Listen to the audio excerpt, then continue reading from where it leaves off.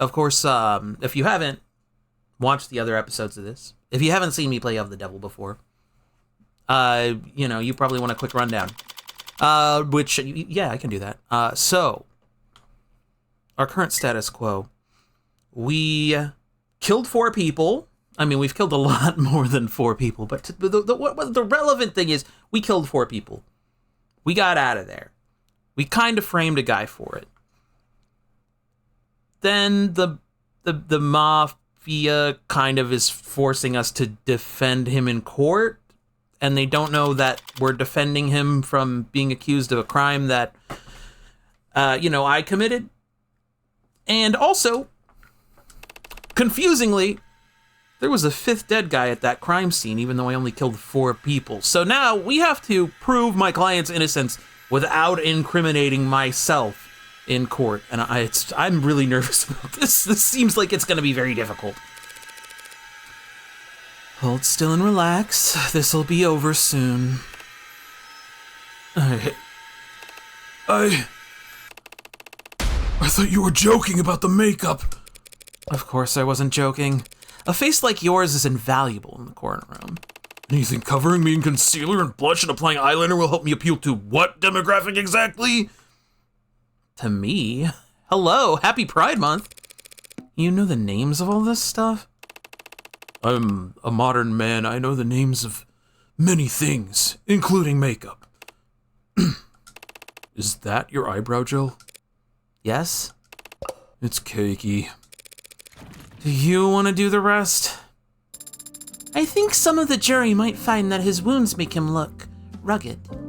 And furthermore, from an aesthetic perspective, leaving some of his buttons undone will... This is Sarah. She's, kind of like a super advanced android and also my assistant. And my daughter, and I love her. Excuse me? You're clearly a very devoted martial artist, Sosuke. You should be proud to display your well-defined collarbones as the fruit of your efforts. Just hold still. Morgan, that's us. That's me, the serial killer. And defense attorney. Sosuke is, of course, our client. Appearances matter in the courtroom. 95% of defendants who are ever seen in prison garb at trial are found guilty. I don't doubt your tactics work, Morgan. My tactics included getting your suit pressed. Do you want me to wrinkle it back up? I just find them unpalatable. Trying to get the jury, these civilians, to pity me is shameful. You're worried about honor? Really? You're already a cybernetic ninja, Sosuke. Don't be a stereotype. Don't call other people stereotypes. He's right, Adonai. And he's more of a cybernetic samurai, since he's sworn himself to a wealthy landowning noble. I'm confused, Sosuke. Is it honorable how your family made their money? I'm not talking about morality. I'm talking about having principles. Yes, they're subjective, and yes, they can be hypocritical.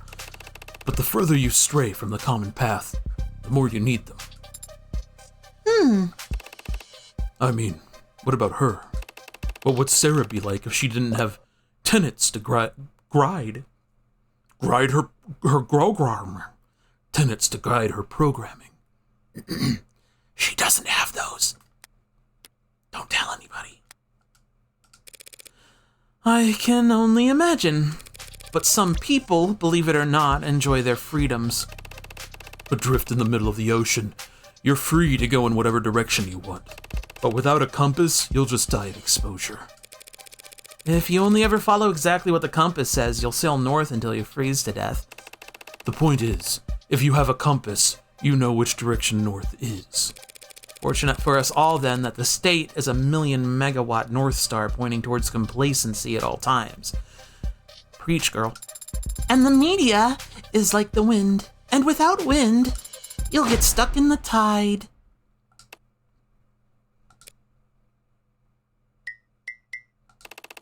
It was, a nice try, Sarah. Forget it. Do whatever you want with your brushes, woman. And you're pouting again. Great. Sarah, just keep him talking. What? If I'm talking, how will you... Trust me, I've done more delicate work before. Sarah, small talk. Gladly, Adonai. Oh, we love small talk. Has a lot of love, kitty catty and chatty. Sosuke, do you happen to have any tattoos?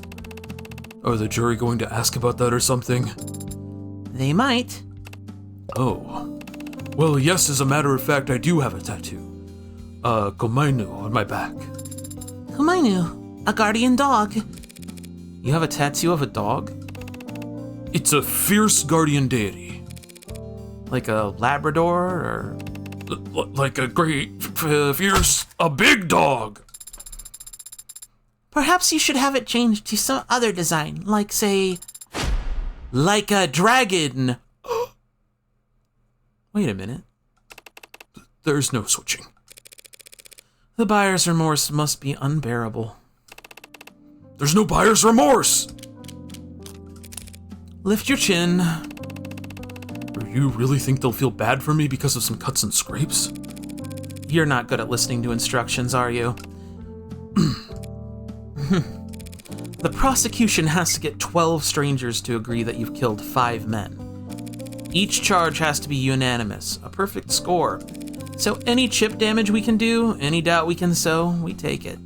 And any advantage we're given, we make full use of it. But the advantage you're talking about is my face. Are you really not used to this kind of attention, Sosuke? Look, it may be true that at times, some women have expressed... And men, no doubt. Happy Pride Month. All I'm saying is that there's a difference between knowing your strengths and powdering up like this. Pretend it's war paint. Is that how you see it? No, but I'm a grown-up. Sorry, I'm still kind of getting used to my eyes doing this. So I'm kind of playing with it a little bit. And sometimes it just goes off when I'm not used to it. It's, you know, test run. It's new. This is new today. I love adding new little toys to play with when I'm streaming. Thank you for entertaining my questions last night, Sosuke. Did she ask you about your dimensions? The subject might have come up.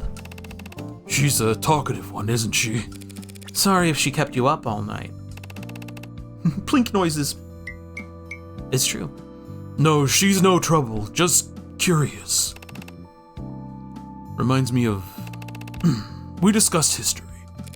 Oh, well then she must have put you right to sleep. Adonai, it was his choice of subject. So you read history, Sosuke? Here I assumed you spent all your free time frowning in the corners of rooms with your arms crossed. We talked about the Roman Empire for your information. And criminal empires. Nothing too detailed, I hope.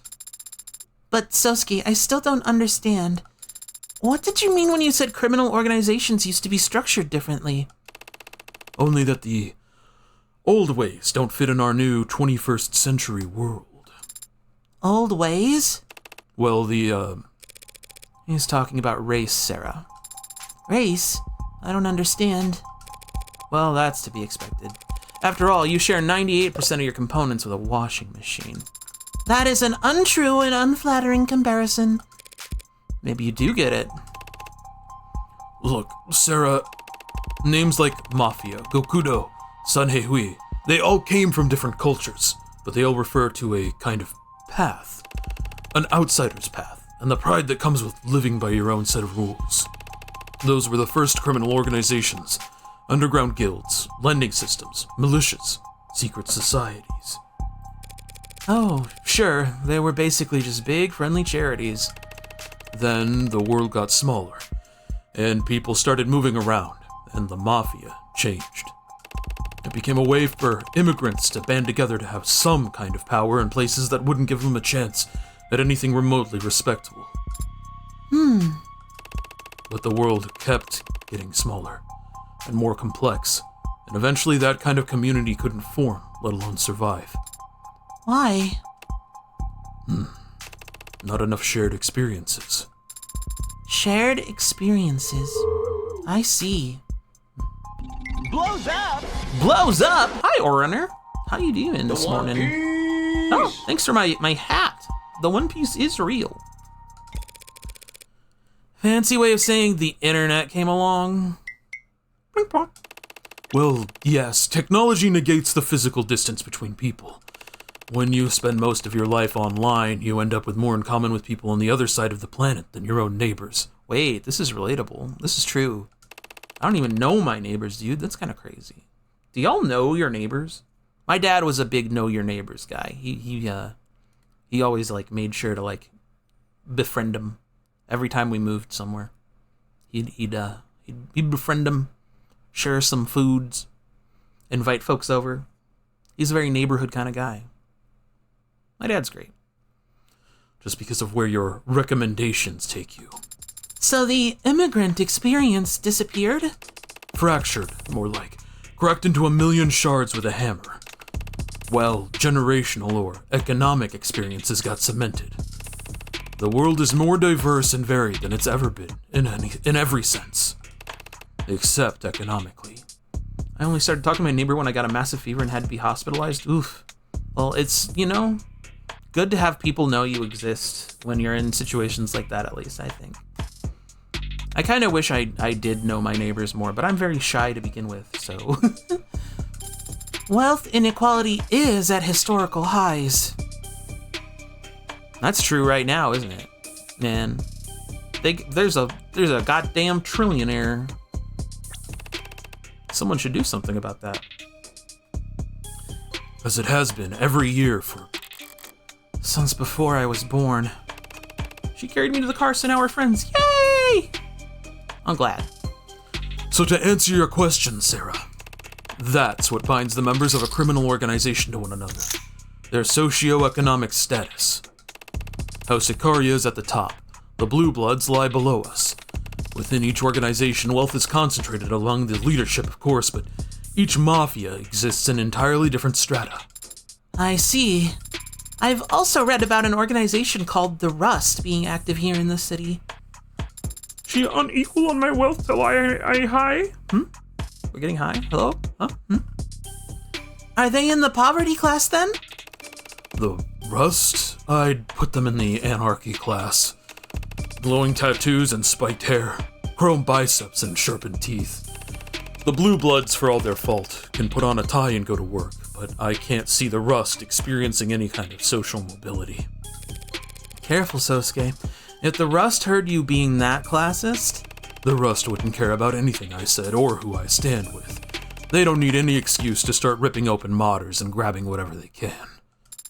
Things like that happen in this city? Only in the shadows, Sarah. Nowhere you'd ever find yourself. Finally run out of steam? On to the grim business, then. How'd things go with your investigation? We spent last time investigating the scene of the crime that I committed, and then also a fifth person was killed at. And there was a knife that I planted there that wasn't there, so I'm concerned about where that may have ended up. That bad, was it? Nonsense. It was pretty bad. With what I've seen so far, there's no one else who could have killed Chopin. Even if I managed to pick apart all the evidence for the pod's deaths, they've got a police officer who will swear on the stand that he arrested Sosuke standing over his partner's dead body. What's it going to look like in there? You've never been inside a courtroom? Never as a defendant. I'm just wondering how many cops I should expect. Oh yeah, that fifth guy who I didn't kill, but was dead at the scene of my 4 murders? Yeah, it was a cop. So this is gonna be a tricky situation to manage because cops really want anyone who's vaguely tied to a cop dying to get everything thrown at them. It ain't great. In the gallery, a sea of blue, cheap intimidation tactics. Yes, but I can't fault them for that. We'd line up much the same for one of ours. You say that, and yet I don't see any other Icaria around. This is a completely different scenario. And the house can't afford to appear beside a cop killer when they're being audited by the state. How understanding of you. Adonai, I think Sosuke is sad that his friends haven't shown up. Good catch. You were hired by Makoto of House Sakario, weren't you, Adonai? Surely he would want to be in attendance. Don't be absurd. Makoto shouldn't be transported anywhere without a full security team. Besides which, he shouldn't be put through the long elevator ride to this 48th floor, just for my sake. What's so bad about an elevator ride? Is he claustrophobic? No. That is, yes, but you cannot tell anyone, understand? Who the hell would I tell that to? Right. I feel like that might be relevant in court. Look, it's illegal to stream trial proceedings under most circumstances, but I'm sure House Sakaria doesn't mind paying a fine. They'll be watching from somewhere in the courtroom. That would be a waste of the house's coin. But I suppose they might consider keeping an eye on the case's progression. As will the Blue Bloods, no doubt. Adonai, I think Sosuke's spirits have rallied. Really? How can you tell? Hello? Hello, Miam? God, I wish I was her. He lifted his gaze, and his eyes seemed brighter, as if... Good. Now try and keep his spirits high. I have a feeling that was also describing how Morgan just looked when that lady walked in. How do I do that? Think of something fun. Right. Sosuke, shall we arm wrestle? Oh. Good morning, Morgan. Good morning, Emma. You seem tired. Want to push this off till next week? Actually, that sounds... Hey. Hey. Sorry. But we'll be facing off soon enough. Why not savor the playfulness while we still can? Fair enough. Losing sleep over this case? Not really, no. Things look pretty cut and dry to me. What about you? You toss and turn all night before your big debut as a mob lawyer? Not at all. I slept like a rock. Lucky. I mean, I've been getting good rest, more or less. Just been having a lot of late nights recently. Same, girl. Late nights?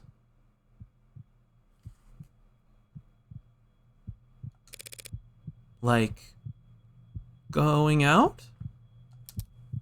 No. Oh, just late night chats. The gay tension has never been this high in this game. Chatting about what? God, look at all of them. Never seen so many cops in one building. They'd bring a marching band into the courtroom if they could. Theater. Right. Well, theater and trial weren't all that far apart back in ancient Greece. Well, I'd hoped we'd progressed since then. You don't approve of this show of force, I take it? Is it that obvious? I'd like to say this is because of who Chopin's family is, but we both know that's not what this is really about. A cop is dead. The state wants to make it clear that isn't tolerated. Cops volunteer to defend our laws and protect us citizens. Volunteers don't get paid.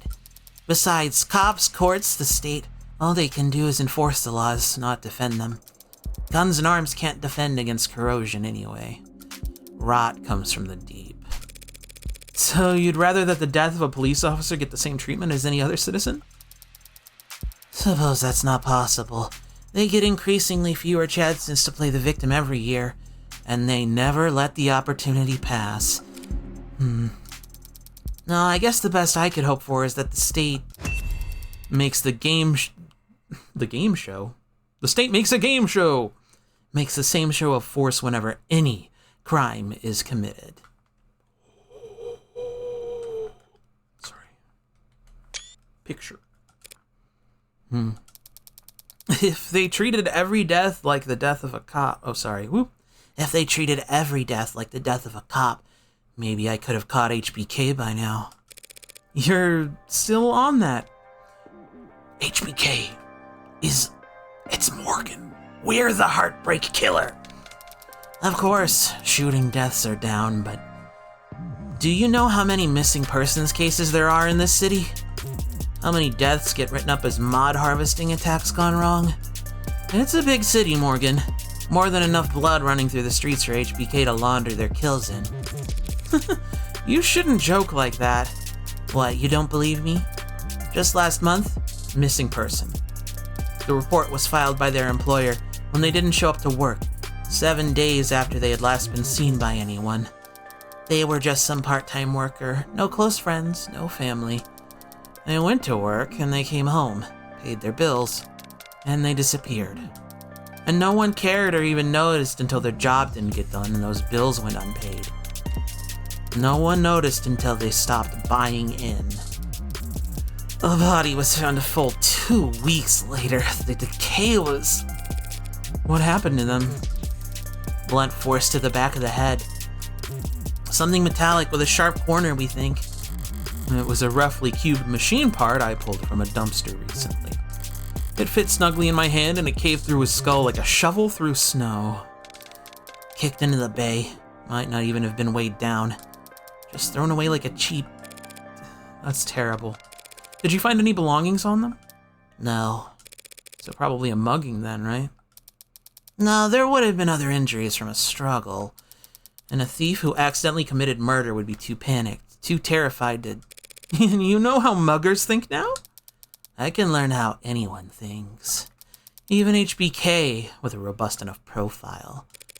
Well, good luck building it all by your lonesome. I'm not working on this by myself.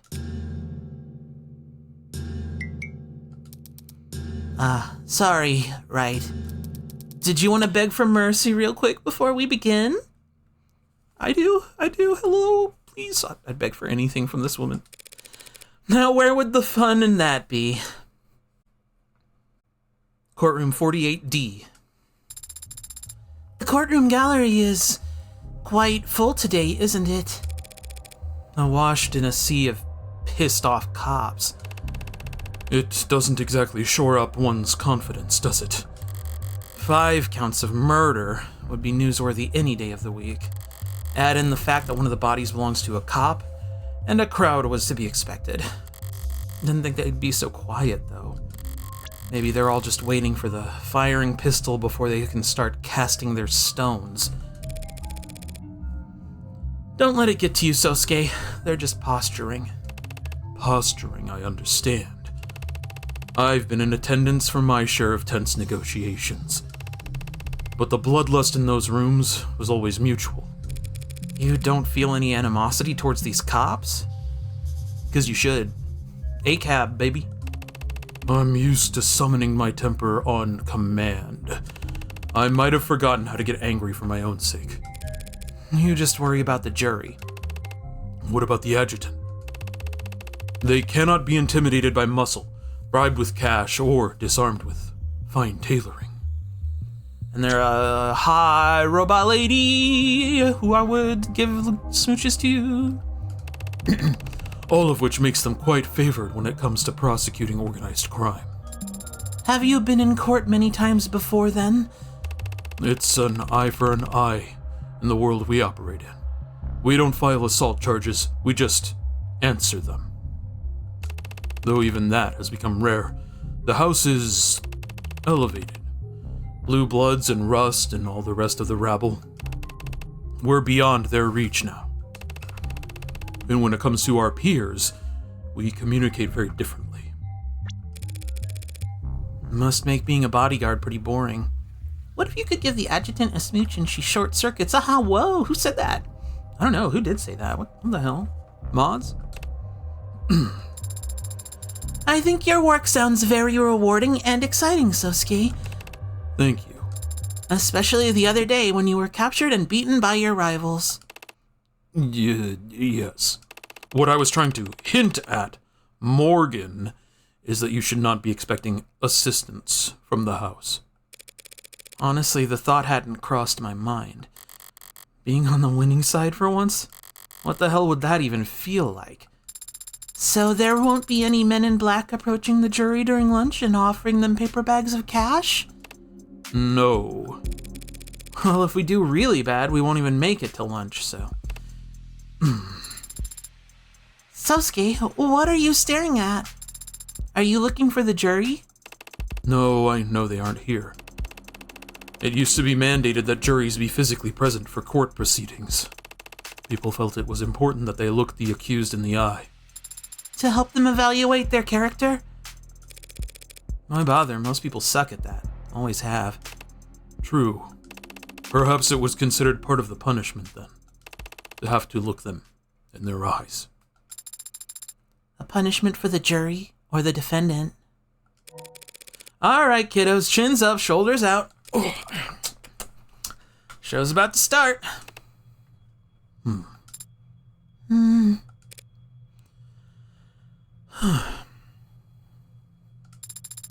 Oh, I just remembered. Do you think the adjutant assigned to this particular case... Obviously, it's gonna be me. Obviously. I mean, that's a gimme. Easy. How? It's 80. What are the chances? She's been our adjutant for the past several cases. And she's crazy. I love her. There should be at least 83 other personalities in the building's network. At least. Well, Your Honor, thank you for presiding so honorably. I do try. Try. 'Cause it's a trial. Tougher crowd than usual. And that's not counting all the grim monoliths standing tall out there in the gallery. Who died? 5 people, Your Honor. Yikes! What's the damage? 2 counts of manslaughter, 2 counts of homicide in the second degree, and 1 count of homicide in the first degree. Buddy, you trying to set a gold split with all that? What's with the record-setting grind set? The prosecution stands ready. So, shall we begin? This is new. Ooh. Ooh. Ooh. Court is now in session, huh? Now let's crack open those opening statements and get this case summarized. Gladly, Your Honor. People of the court. The defendant in this case is a man named Sosuke Ikaria. He was found at the scene of the crime where 2 men were shot to death. One was stabbed in the neck, another had their skull bashed in, and a police officer was impaled through the back with a sword. Cop killing piece of shit. Please pardon any outbursts from the gallery that your mics may inadvertently pick up. I liked them showing all of those stock numbers changing because of just the announcement of what the crime being accused here is. This game is so good. Now, I understand that the scale of violence on display here today may intimidate you, but I want to stress to all of you now that your responsibility here today is neither taxing nor complex. You will hear testimony, you will be shown evidence, and all of it will point towards the truth. That the defendant is the only individual who could have possibly committed these crimes. That is a simple fact, and the only one you need concern yourself with. Ooh, she says cold as ice, but every ice age beckons a kindling. For ashes call to cinders, and embers form champions. Defense is ready, Your Honor. Emma did stick to cold logic, so if I follow her with more of the same, it'll end up falling flat. This gallery will never warm up to us. But that can work to our advantage if the jury comes to see these cops as witch hunters eager to start a pyre. Choose the most outlandish words I can? Oh, I'm good at that. Go for broke. It's not like Masters never taught me anything. I know how to do the razzle-dazzle. My fellow citizens, you were brought here today because of an act of violence that took place that could only be described as unspeakable. Unspeakable. I should know. I was there. I saw the blood on the ground, the bullet holes in the walls, felt the horror that radiated in the air. And I also saw where my client was held prisoner. And I knew exactly where he must have stood, because his sweat and blood had stained the tile. My client, a decorated veteran, The man you see standing next to me here, not even fully healed from his torture, was taken into police custody with lacerations, bruises, internal bleeding, broken bones. And while he was in police custody, he somehow sustained a black eye, a busted lip, a broken nose, and a boxed ear. A puzzle which I'm sure any one of the officers in the gallery today would be happy to testify about. Oh, you gonna let her say that?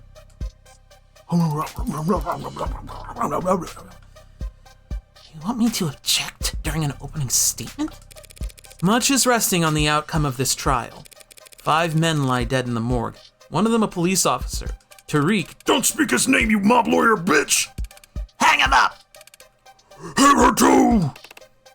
This is... Hey, we like to have fun in this courtroom, put on a good show. But that's because we're on the stage. Any more outbursts from the gallery and I'll clear the entire room. You can all watch the rest on your phones or peek in through the keyhole like a bunch of sweaty looky-loos. Counselor, let's wrap this up. Yes, Your Honor. The fact of the matter is, on that night, my client was not in any condition to kill anyone. Not 4 hardened criminals, and certainly not a trained police officer. And nothing about my client's background, his associations, or that of the victims can change that fact.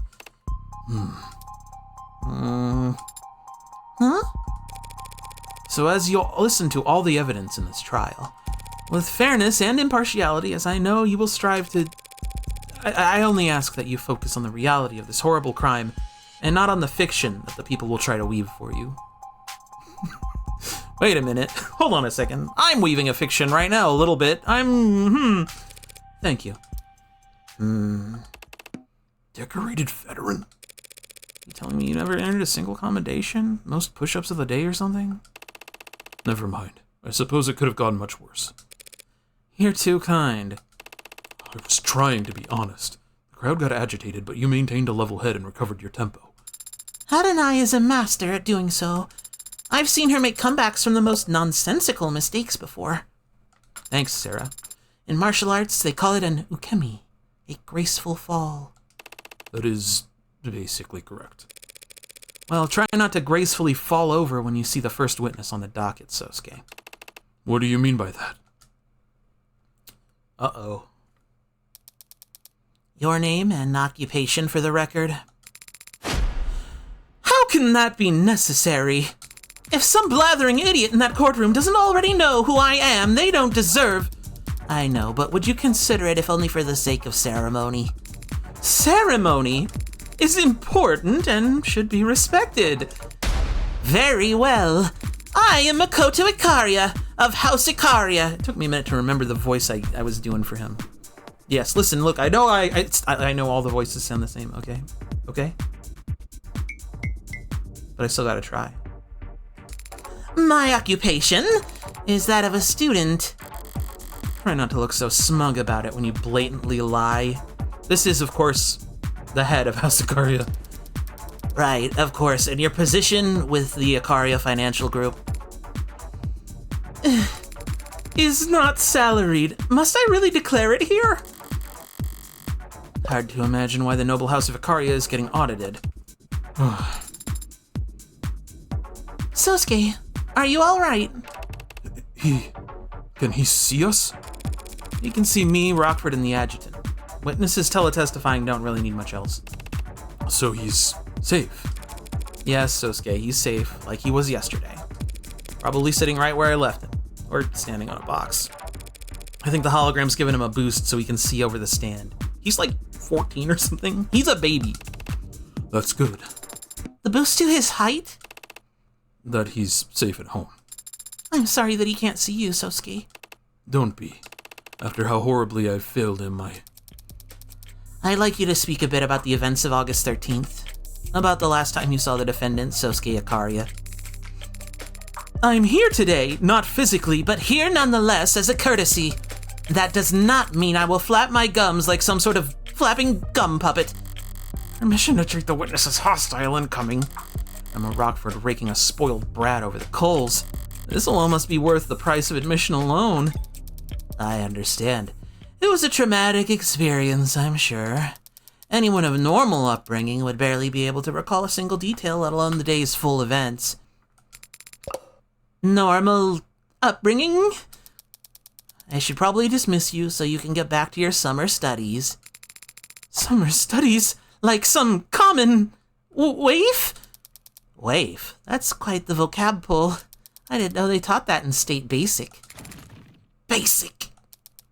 Was I mistaken? Listen well, Madam Rockford, as I demonstrate to you exactly how misguided you are about my powers of retention. Please do.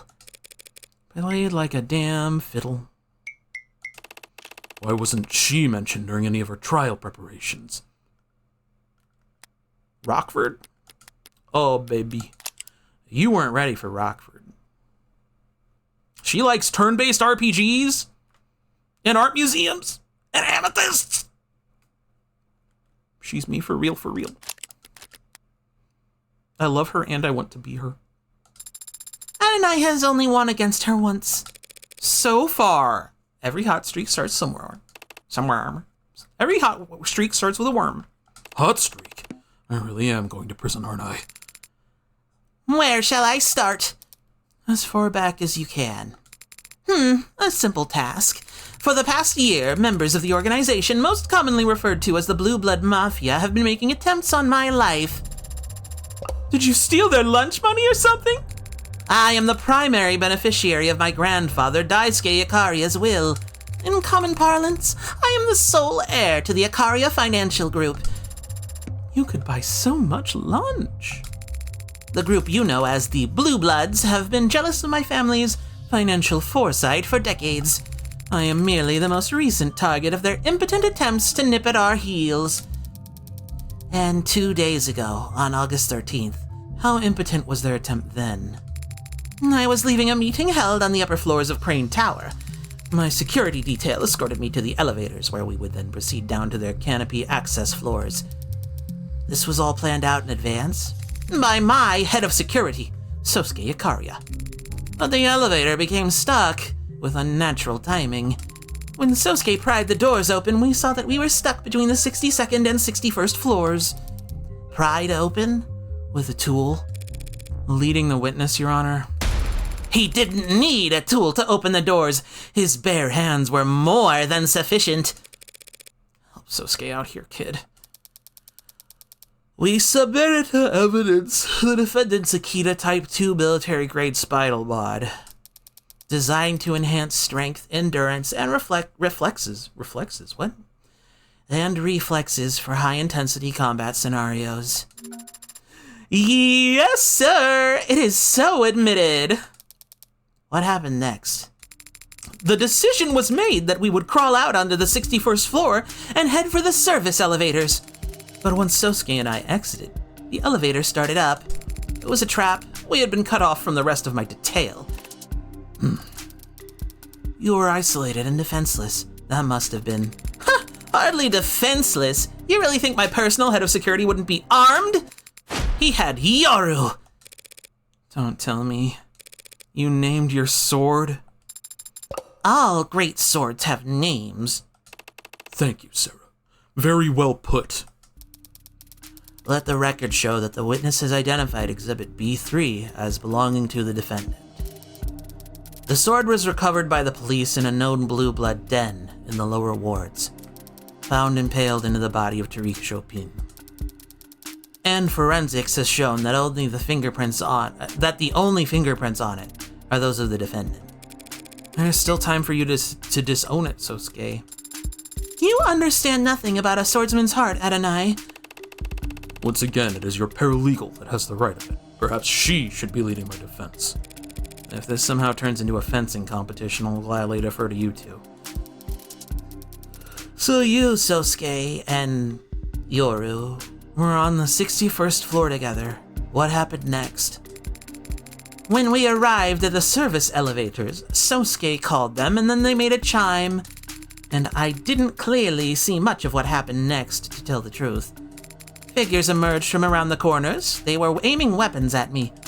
A red dot shone on my chest. And then Sosuke was there, and a needle was sticking out of his arm. Dang, just 6 more floors for an epic reference. Wait. Yoru glinted.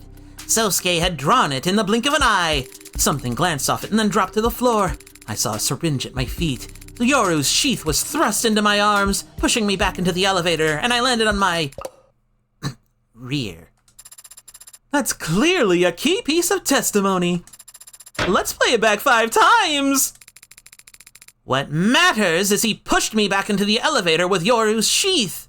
Sorry, delete that comment. Oh, 6, 7. Wait, huh? Oh. How I landed is irrelevant and should be stricken from all public records. The only other thing I saw was Sosuke's back. He slammed his hand against the elevator's control panel, and then the doors shut. That's the last time you saw the defendant? The decision was... Ow. Hi, Bowen. Thanks for throwing garbage at me. Ow!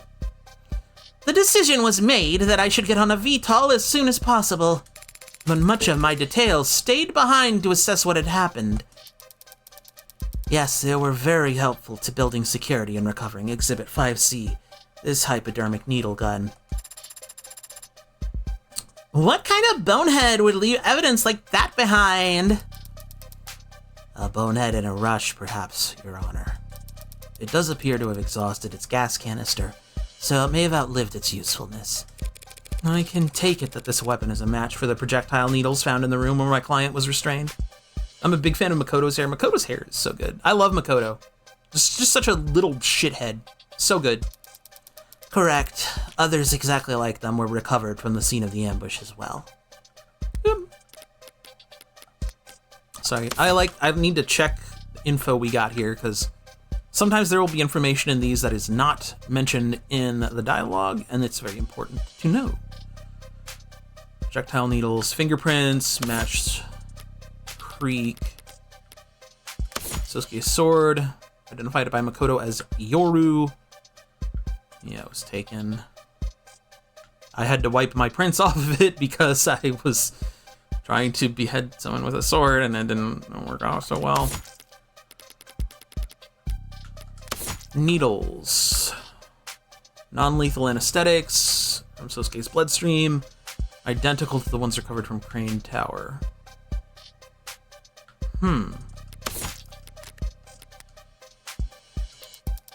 Makoto, did you see the faces of the men who attacked you? Finally, more needle gun representation. Oh, true. Ha! All too clearly. I can tell you every detail of their roughshod countenances. Oh, that sounds like a good bit of testimony! Hit it! Yas! Needles! Yoru. Okay. A pineapple head-like man and a raincoat-clad hooligan came at us first. They aimed at me, but Sosuke got between us and blocked every shot. Every shot? With Yoru, he could have closed the distance, but a dark-eyed scoundrel approached from the right.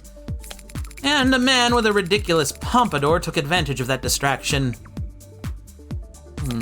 I'll never forget the faces of those cowards. They tried to kill me! So whatever happened to them afterwards, I'm sure they deserved it. Makoto's putting his talents for hyperbole on full display. I'll have to fact-check his description in order to get the ball rolling. Pineapple head-like man. That sounds right.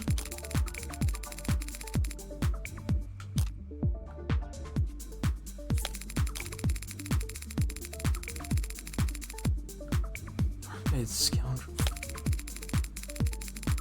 Pompadour.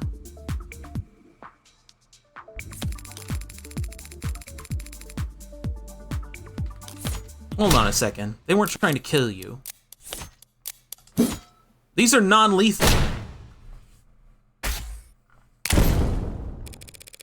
They couldn't have been trying to kill the witness. Not with non-lethal projectiles. They fired a lot of them. The witness doesn't weigh that much. Don't try it. This attack was clearly planned with the intent of capturing Makoto alive. Meaning what? That 4 of this case's victims were actually soft-hearted pacifists? There's nothing soft-hearted about what they did to my client after capturing him, using tools they clearly originally planned to use on the witness.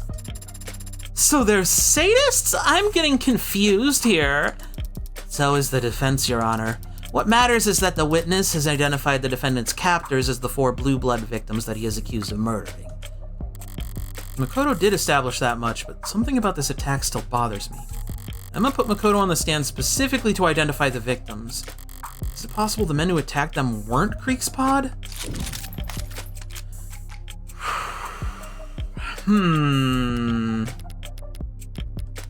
Dark-eyed man. Oh, there's AD. She likes luxury. She dislikes happy couples who ask you to take their photo. How would she even run into that? She's an AI that lives in a courtroom server. Oh, Mirai. Okay, so our victims here were tanks. Okay, that would be dark-eyed guy, right? Trey. Man, this menu is such a pain in the ass. I'm telling you. Ugh.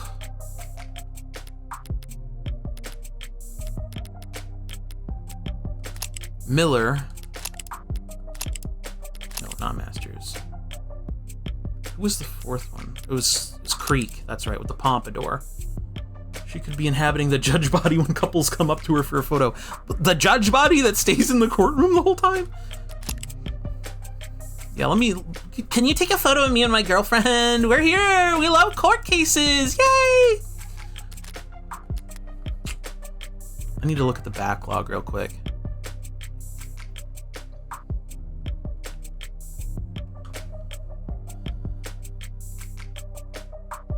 Pineapple head-like man, raincoat-clad hooligan. Okay. Dark-eyed scoundrel, ridiculous pompadour. That all sounds correct to me.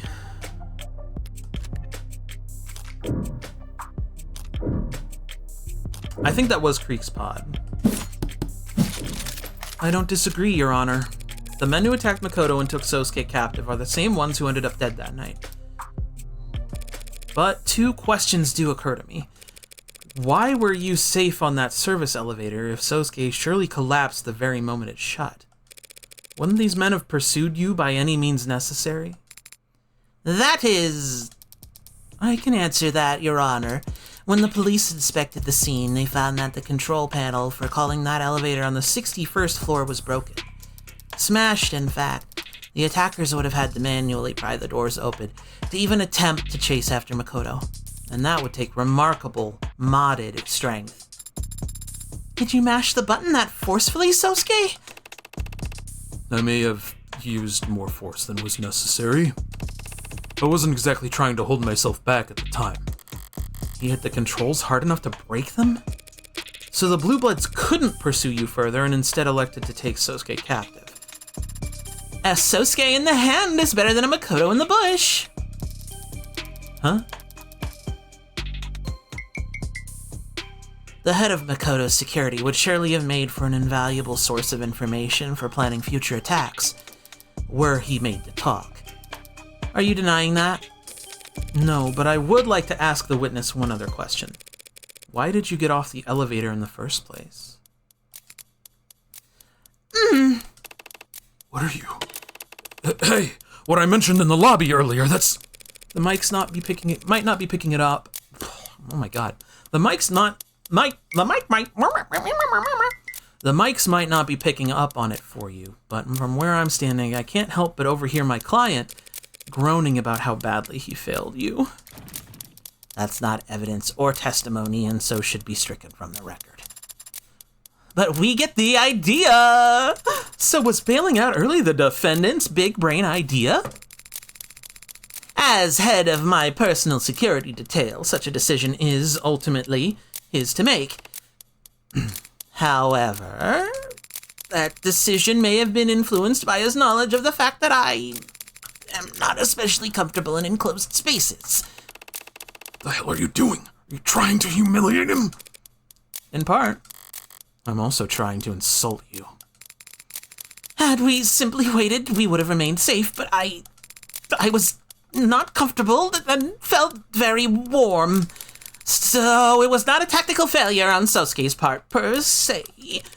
Just an error of judgment.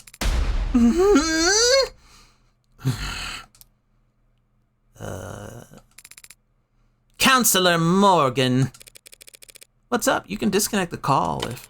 Ask me another question. Ask me about how bravely Sosuke defended me. So that's your angle? We can't all be as naturally gifted at extracting valuable testimony out of spoiled brats as Emma.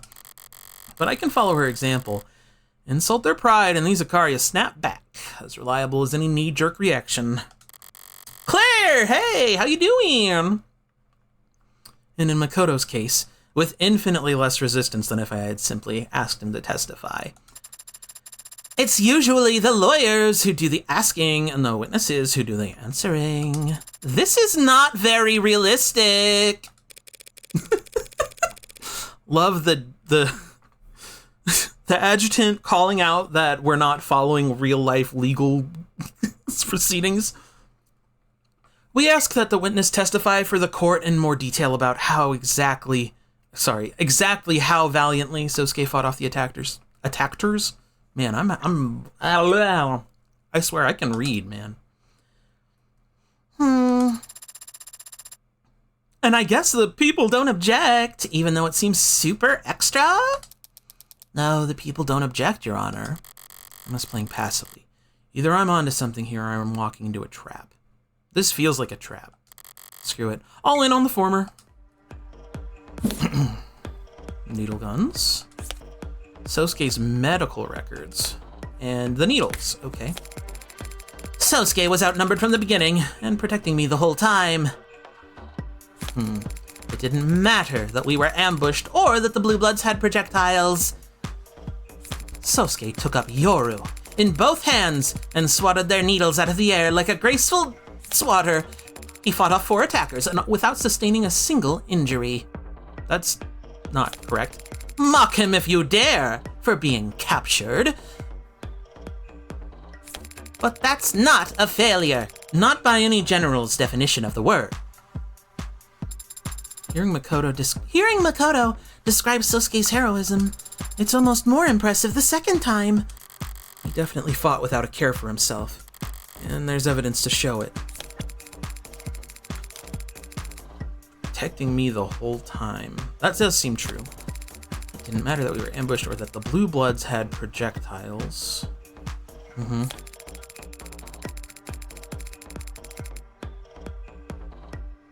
Needles out of the air. Fought off 4 attackers without sustaining a single injury. Wait a minute.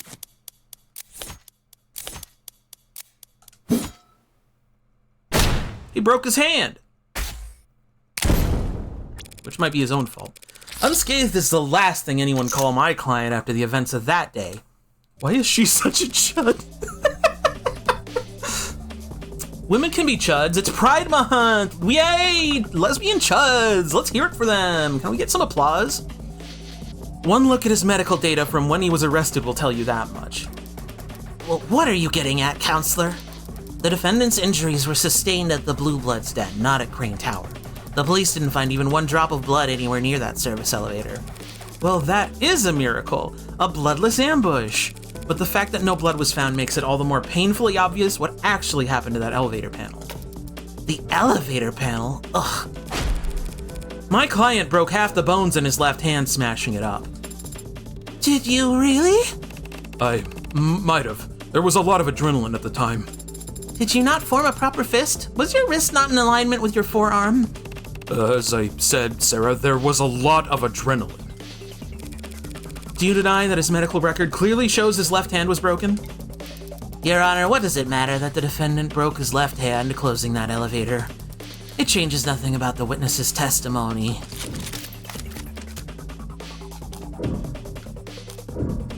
No, because if he broke it, then he can't hold the sword with both hands, baby. Of course it does. How so? Try to think before you speak, counselor. This adjutant has enough trouble staying focused as is. Oh, right. The 2-handed thing wasn't part of this testimony. Oops. Well, it may be true that this wrinkle doesn't change the witness's testimony, but it does change the nature of the evidence you had him identify for the court. The katana? Yoru!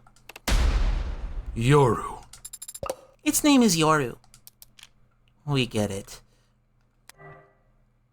Anything in here that I missed? Let's see. Creek's Pod. Yoru with both hands. Yeah, so I was right. Hey, hold on here. Did you have a point to make, counselor? There's something odd about the katana that's been entered into evidence. Something that makes no sense given what we've learned about the outcome of this ambush. Namely, the swords...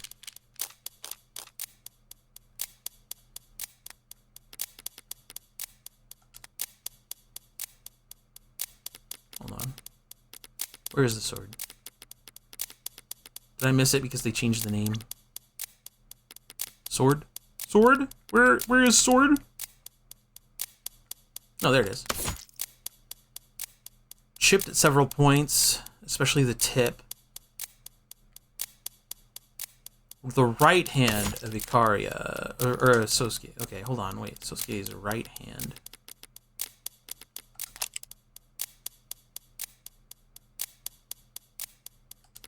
Oh, I guess it would be... Blows up!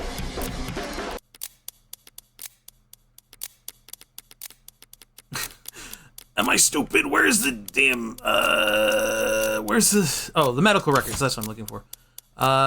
Wristbands and left hand broken. Laceration.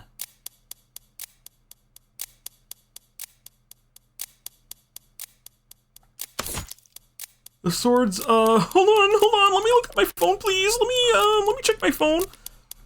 I'm trying to figure out. So, like, blood. I mean, the prints, there are prints from his hand, but it's his, it is the non-broken hand, which would be the one that he used. The chipping, I don't think the chipping is inconsistent. The outcome of this ambush. Is it the blood?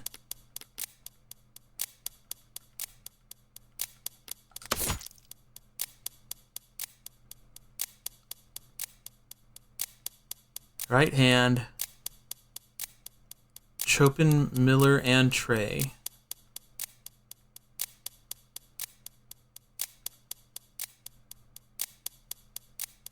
I must have gotten Miller's blood on the blade's tip when I dragged it across the floor. I think that's what we're looking at. The blood doesn't make sense because it's because of a thing I did. The sword is covered in blood. How can that be the case if no blood was... Okay, well, no, that's not right. There was enough blood shed in the lower wards to dye the harbor, including the blood of Tariq Chopin, who I may you died with the sword thrust in his back. Yeah, that was bad. That was a bad move on my part. Elegantly put. The prince, to show it was only wielded with one hand. Oh, damn it, you're right. Yeah, because he was supposed to, he held it with two hands, I think, and then, yeah. Yeah. You're right. I should have gone with that. That was my gut instinct, and I second-guessed myself and got it wrong. Oh, well. What I meant to direct the court's attention to was the fingerprints that were found on the sword handle. Fingerprints belonging to Sosuke's right hand. You're contradicting yourself, counselor. Yeah, it was his left hand's fingerprints. Wasn't it? Oh, he broke his left hand. I'm getting myself mixed up. Sorry. There's nothing contradictory about him using his right arm to wield the blade. It can be like this because Sosuke has two hands. The people are correct. The sword found at the scene of the crime has my client's right hand fingerprints on its handle. Thanks, Raven Ghoul. Hello, Raven Ghoul. Despite the fact that this witness just testified that Sosuke was swinging it with both hands. Like a graceful swatter, specifically. Oh yeah, he did say that. So did the little tyke misremember? It was a chaotic situation where he feared for his life. The court should hardly expect him to have kept track of such an inconsequential detail. Have you already forgotten my magnanimous powers of recollection? Her tactics from earlier backfired. Lesbians, yeah! I'll have you know I can recite all my subordinates' birthdays down to the hour. Write them all down so I can calculate their moon signs later.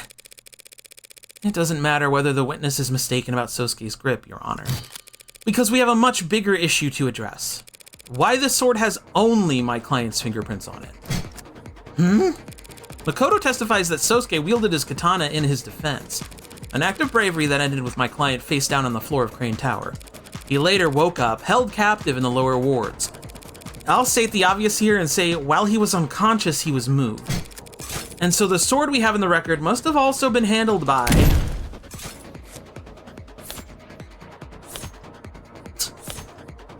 Probably Creek, right? I mean, obviously it's not Chopin or Makoto. Our poor victim Creek, of course. What do you mean? Sosuke was knocked unconscious at Crane Tower. That means that someone else must have brought his sword down to the lower wards. And the only people who had the opportunity to do so would have been his captors. You mean his victims? Withdrawn. She withdrew her own comment there? Interesting. The defense is forgetting a fairly simple fact, Your Honor. There's more than one way to hold a sword. Oh, Worm? Is she like a 2010s Tumblr girl? What is this accident, dude? In case the defense needs it clarified, Creek could have simply held the sword by its scabbard. No, because the scabbard went into the elevator with Sosuke. Or not Sosuke, with the young master. That's not possible, Your Honor. Ugh. Makoto has already testified that Sosuke left the sword's scabbard with him when he thrust him back into the elevator. Yoru's sheath was thrust into my arms, pushing me back into the elevator, and I landed on my booty. I see, and since a cursed sword can't be resheathed until it's tasted blood. Yes, Your Honor, very well said. We would have found the scabbard at the Blue Blood's den if Creek or his men had taken it with them. Instead, I imagine Makoto took it home. You think he took key evidence from his own assault and kept it from the police? Of course I did! As if I would trust officers of the law to properly handle a family heirloom as precious as Yoru's sheath. Impressive insight, Adonai. But what does this actually mean? Is there some mistake with how the evidence was handled?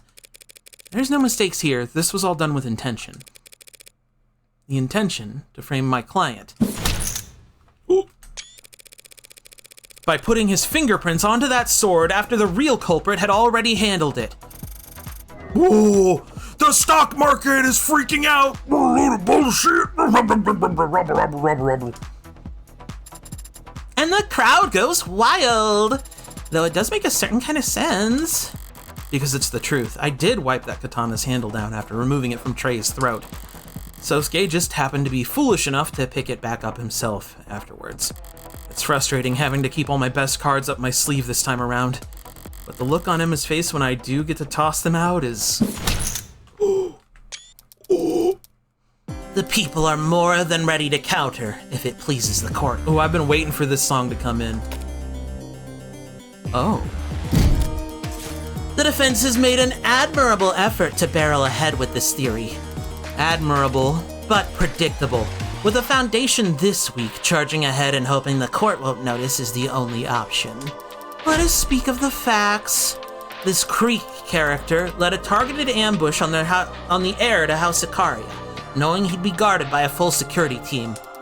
The Blue Bloods successfully sabotaged and intercepted Makoto's elevator at the precise floor they wanted, meaning they knew exactly where he'd be and when. And they brought with them drugs capable of disabling a veteran with military-grade mods. Planning and attention to detail may be foreign concepts to the defense, but they should at least be able to recognize them. So, is the defense seriously suggesting that after all that preparation, Creek's pod wouldn't bother to wear gloves? I'm glad you asked so nicely.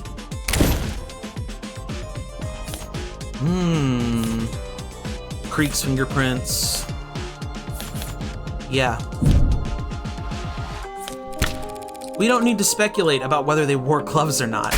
Not when we have Creek's fingerprints on a weapon recovered from the crime scene. That is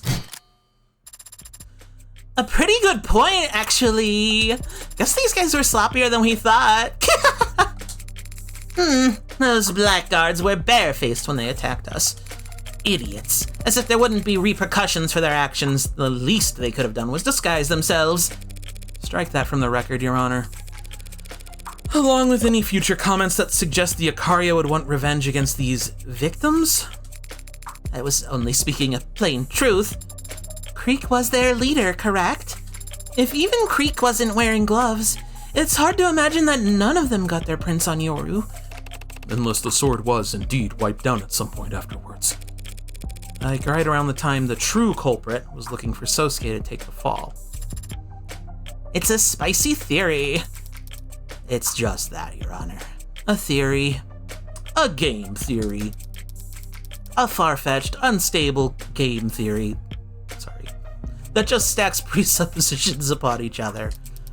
Like a flapjack chef substituting quantity for quality. Huh? I'll rephrase. This inconsistency is easily answered without jumping through the defense's absurdly arranged hoops. That's a little better. We already know that the Blue Bloods have successfully taken down the Icaria head of security, and we already know that they went out of their way to take the defendant captive, despite him not being their original target. Furthermore, as the defense has belabored, we know that they decided to take a useless piece of steel with them from the scene of the crime. Useless?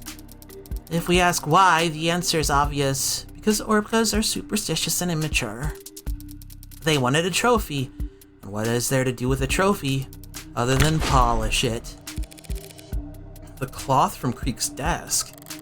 I knew she flagged it in the arcs for some reason, but she thought this many steps ahead? The defense is correct. The sword was wiped down before Sosuke took it up as his murder weapon. By the very same victims he'd go on to claim with it. That is a completely logical explanation, damn it. How do we respond to that, Adonai? We check. We don't. I can't. It makes perfect sense. So, does that mean she's described what actually happened? Not at all. I wiped off the sword myself because my prints were on it. Same as I wiped my prints off every other... Right. If I can't find fault with Emma's conclusion, I need to find fault with the logic that led her there. I see. And how do you do that? By adjusting my aim. Sorry that some of these character voices are blending together. There's a lot of characters here. I only have so much range, you know? I mean, I think I got good range, but hey. As the people say, Your Honor, no one's fingerprints but my clients are on the murder weapon. The murder weapon. That only makes sense if he's guilty or being framed. And there's no evidence to suggest that he's been framed because his captors had valid reasons for wiping off the sword. That's true, they did have good reasons to wipe off the sword, but that's not the murder weapon I'm referring to.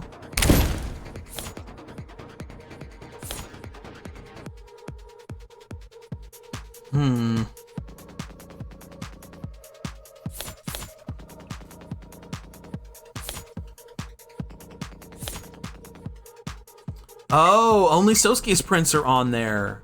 That only makes sense if someone's trying to frame him with it. Which, maybe I kinda was, okay.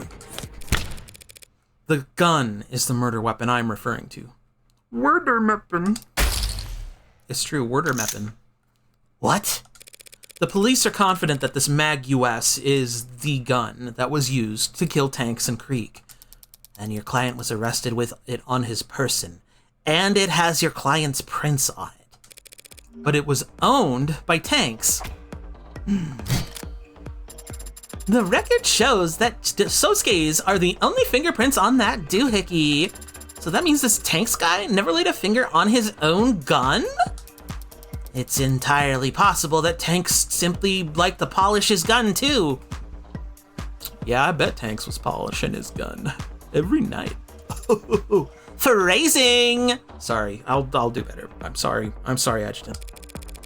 So he was polishing it right up until the moment his captor grabbed it and used it against him? More phrasing. Happy Pride Month!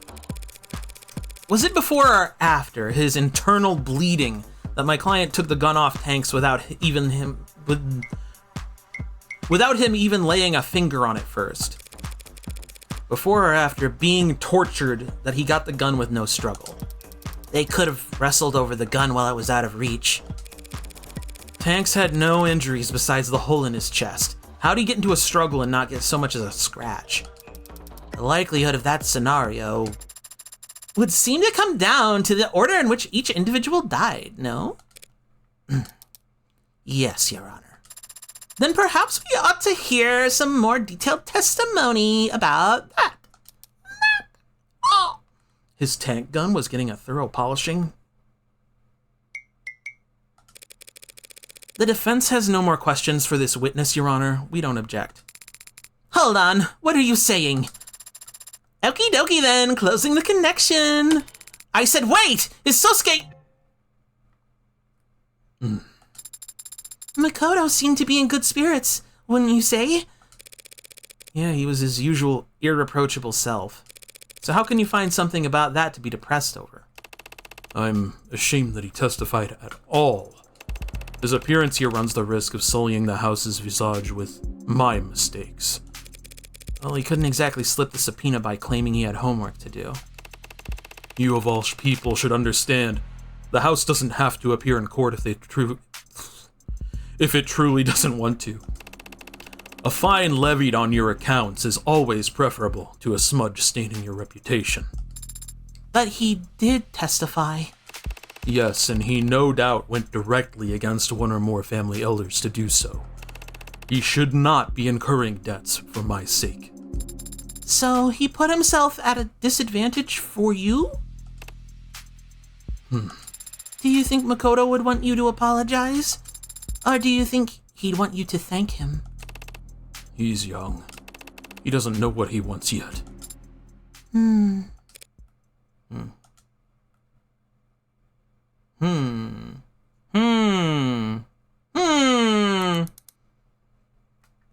Oh man. What's her voice? I remember. Yumi Sato, medical examiner. Yumi. Sarah. Dr. Sato, we're very grateful for your work sorting through the large number of reports related to this case. Also, I love this lady's design, by the way. Her centipede tattoos are so sick, and I love her hair. Obviously, I love her hair color. I mean, we got a little bit in common. Yeah, 5 bodies, all high priority. And my head underwater for a good while there. We'd prefer not to tax you with repeating every grisly detail. But if you could, would you please walk the court through the time of death for each victim and the manner in which they were determined? Right. From the top, Ankur Tan, aka Tanks, had a mishmash of street legal and chop shop mods along his forearms. None of them were particularly up to date, but they were all working and they did monitor his heart rate.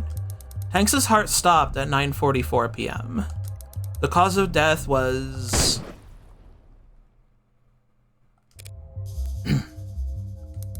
The slug had a hollow design, intended to shatter inside the target. There's no mistaking that he was killed by his own gun, the Mag US, from a distance of 1 to 2 meters. Okay,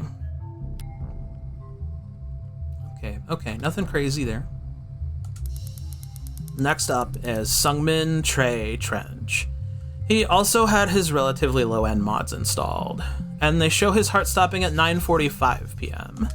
He died from exsanguination, blood loss resulting from a laceration across his neck by a sharp metal blade. That wasn't the only injury his body sustained, though, was it? No, it was not. Posthumously, his skull was... saw no evil.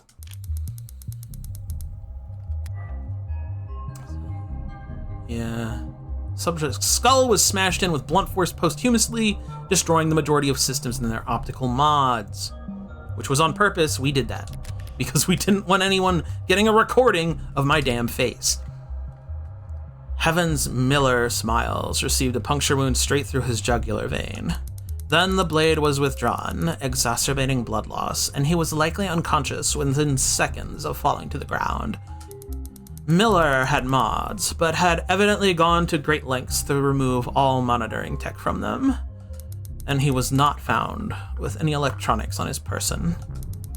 Using purely medical means, I narrowed his time of death down to a window of 10 minutes between 9:40 and 9:50. Also, I love his hair. Look at that. I love it. Even though I killed him third and he was the second to die.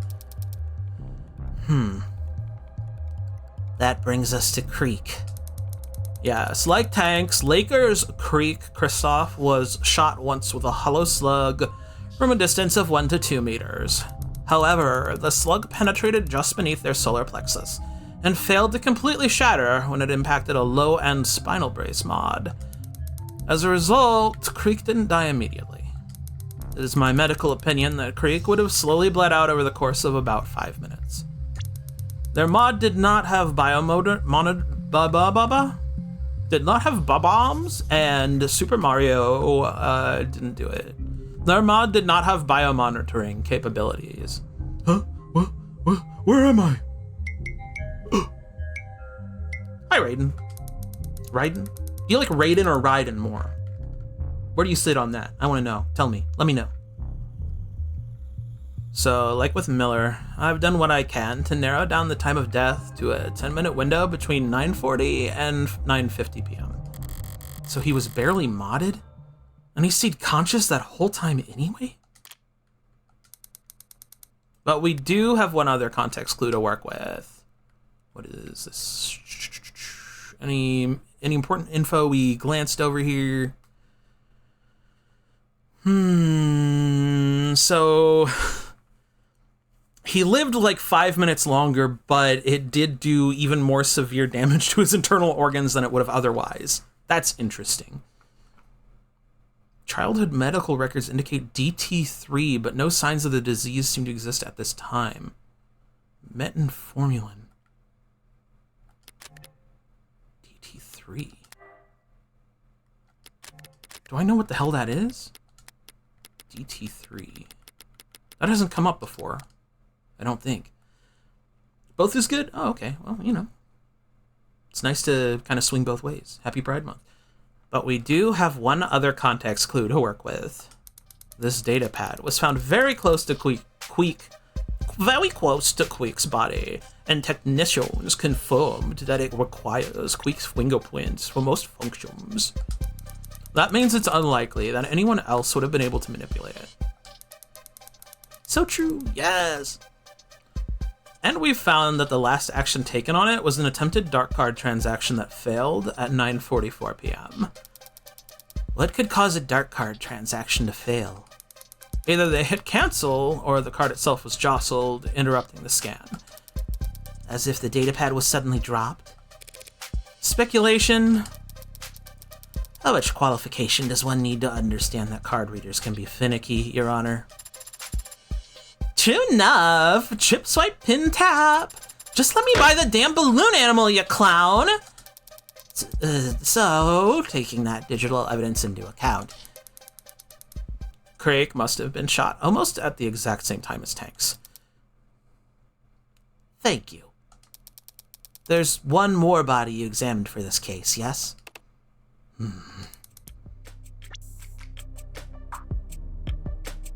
Officer Tariq Chopin. I didn't need to determine his time of death. As a patrol officer, he has a standard suite of police-issued biomonitors. So we know that Officer Chopin's heart stopped at 10:14:04 p.m., triggering an automatic 10999 alert. Officer down. Lighting up that crime scene like a firecracker and ensuring every cop in the city would come running. Royally pissed, and safety's off. Chopin was impaled through his back by a long, thin blade. It severed his aorta, and as a result, he died instantly. To summarize then... Penetrative stat. Whoa, penetration? Hold on, what? This game's got a lot going on, huh? To summarize then, we can conclude that Tanks' gun was taken from him before 9:44 p.m. He and Creek were then shot with it. Their attacker, out of ammunition, took up a sword and stabbed Miller in the throat before slicing into Trey's neck. This individual then proceeded to posthumously crush Trey's skull by striking it so hard that they shattered a baseball bat, as Creek bled to death on the other side of the room. Finally, when Officer Chopin entered the scene, they stabbed him in the back, before finally being apprehended by Officer Rogers. That's all correct as far as we understand it. So now Rockford's put together a timeline. It's probably helpful for the jury, putting it all in chronological order. But have we actually learned anything new about the culprit's actions? We have. Emma brought her on the stand to establish the culprit's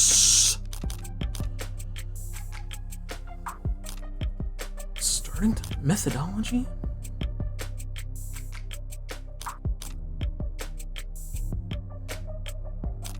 Starting time. I think the starting time. She wanted to establish the starting time of all the murders. Wasn't that pretty obvious just from one autopsy? Tanks died first and his mods confirmed it. Well, yes, but the fact that Tanks and Creeks died first, combined with where their shooter stood, tells us in what part of the room the culprit must have started their killing spree. Oh, I got that wrong. Well, I'm getting some stuff wrong this time, huh? Maybe my brain's not doing so hot. I gotta kick it up a notch. I need more gamer fuel. Mountain Dew. Yummy. Correct. Well, because Creek and Tanks died first, and they were both shot from within 1 to 2 meters, we know that the culprit must have started taking action right by the desk, and not by the door to the holding room. Indeed.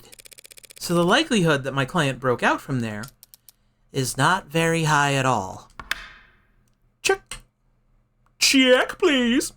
Wait, no, that's a bad check. Yes? An abundance of DNA evidence establishes that the defendant was indeed held in the other room.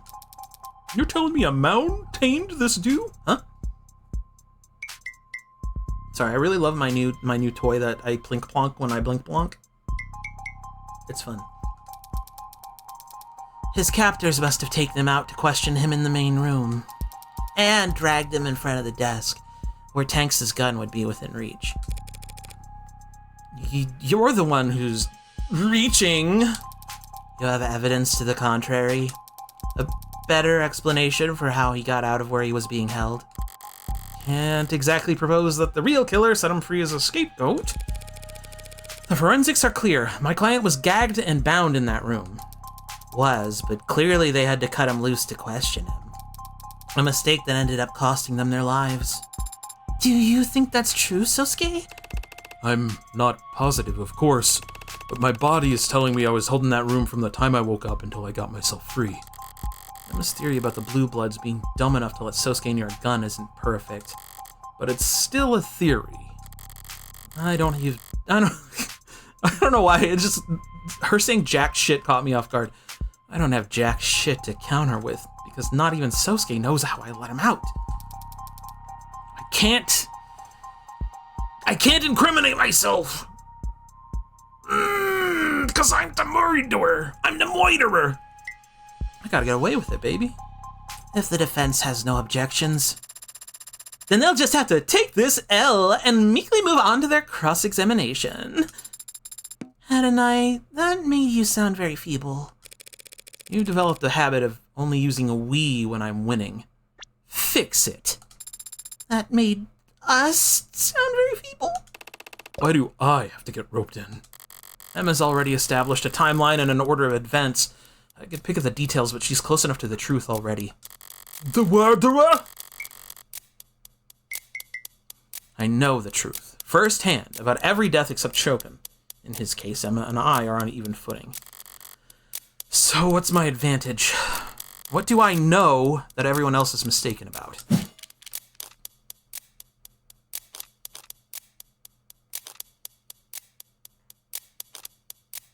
What do I know? Causes of death. That all seems correct. Timing. The timing has to be right. Because it does line up with how quickly it all went down.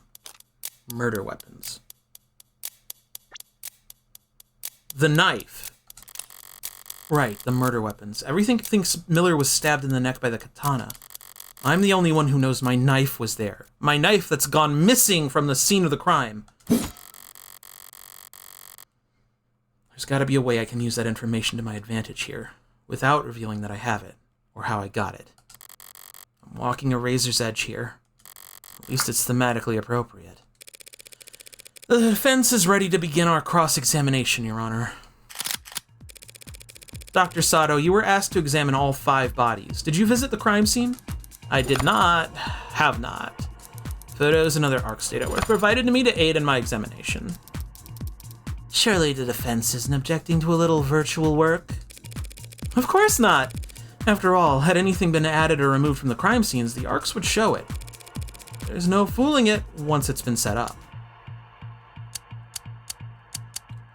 Let's start with the blade wounds.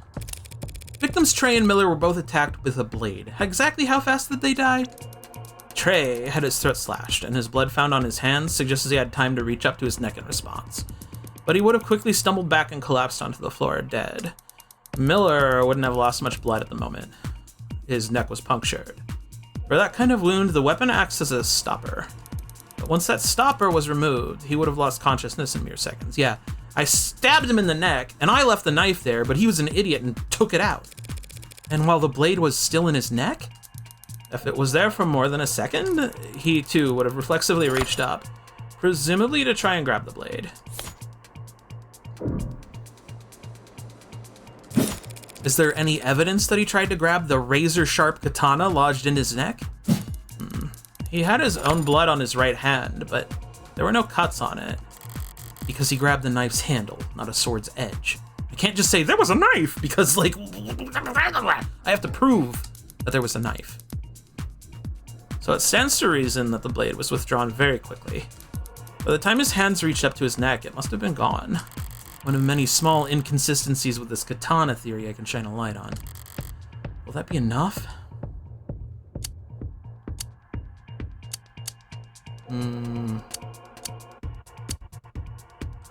I think we need to talk about Chopin's death, right? Well, to reiterate, his body was found with the katana stuck through his back. It had punctured his heart, killing him. There was the massive blood loss at the scene, at least in part because the wound in question was agitated, I suppose I'd say. Agitated? What do you mean by agitated? Honestly, as though after impalement the blade was moved around inside the wound, as if it had become stuck and someone was struggling to remove it.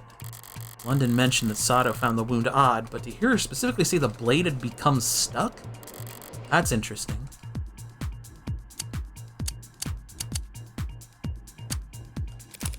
Stabbing Miller's neck so precisely and so fast, that would be quite the feat of swordsmanship. Stating a conclusion, Your Honor. Comments withdrawn, quick as a blade. Have you ever seen a stab wound like the one that killed Miller, inflicted by a long blade? And wielded in one hand by a man experiencing heavy blood loss? No, I can't say that I have. Now, whether that maneuver is impressive or improbable, well, I'm a doctor, not a fencer. And Sosuke doesn't own a rapier. Did you find that the stab wound on Miller's neck fit the sword that the police recovered? Approximately? That doesn't sound conclusive. The entry wound is slightly smaller than I would expect for such a precise stab. The sword hand must have barely trembled, but it's within tolerable ranges. Furthermore, DNA on the tip of the sword is a match for Miller. Damn it, just because I happened to drag it across where his blood had dripped. And of course there isn't any other implement at the scene that fits the wound better. No, of course there isn't. Thank you, Dr. Sato. I think I can speak for us all when I say that I found that very enlightening. Blackjack. Dr. Sato, you just testified that Officer Chopin was impaled from behind.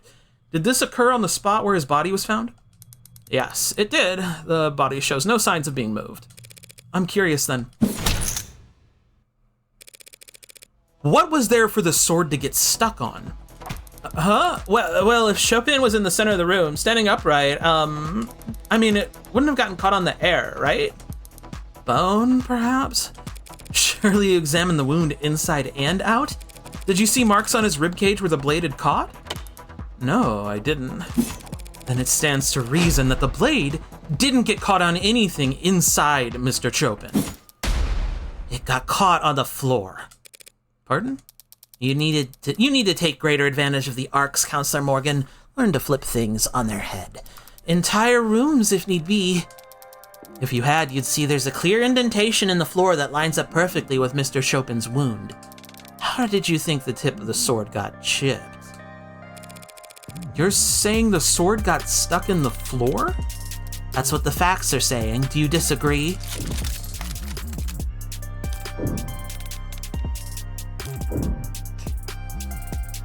Does that make sense?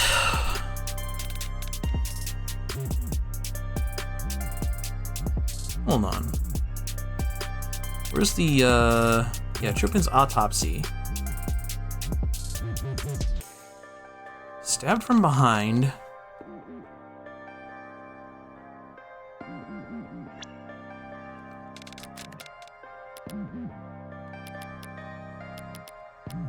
Is there a place where I can see the room's layout here?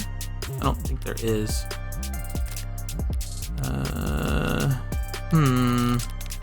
Does this sound right?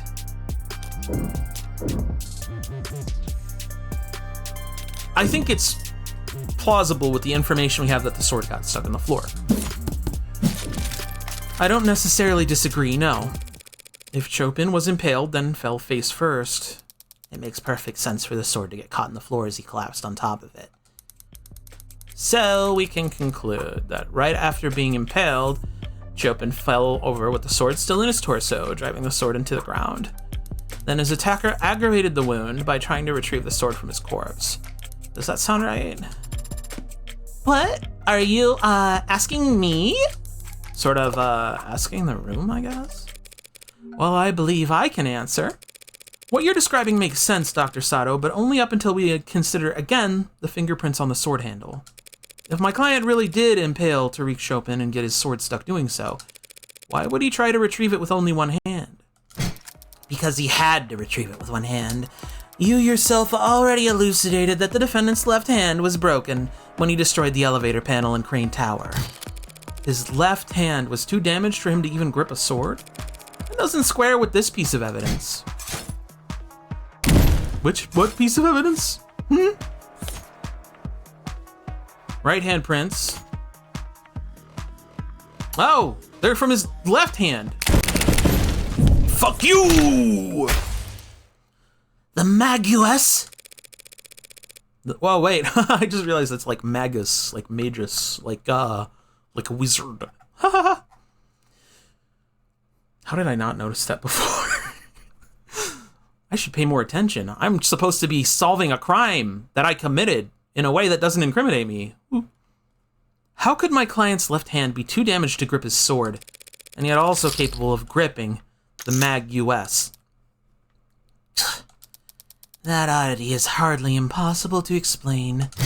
We've already determined that the Magus was fired twice before the sword was used at all. Should I have been pronouncing it the Magus this whole time?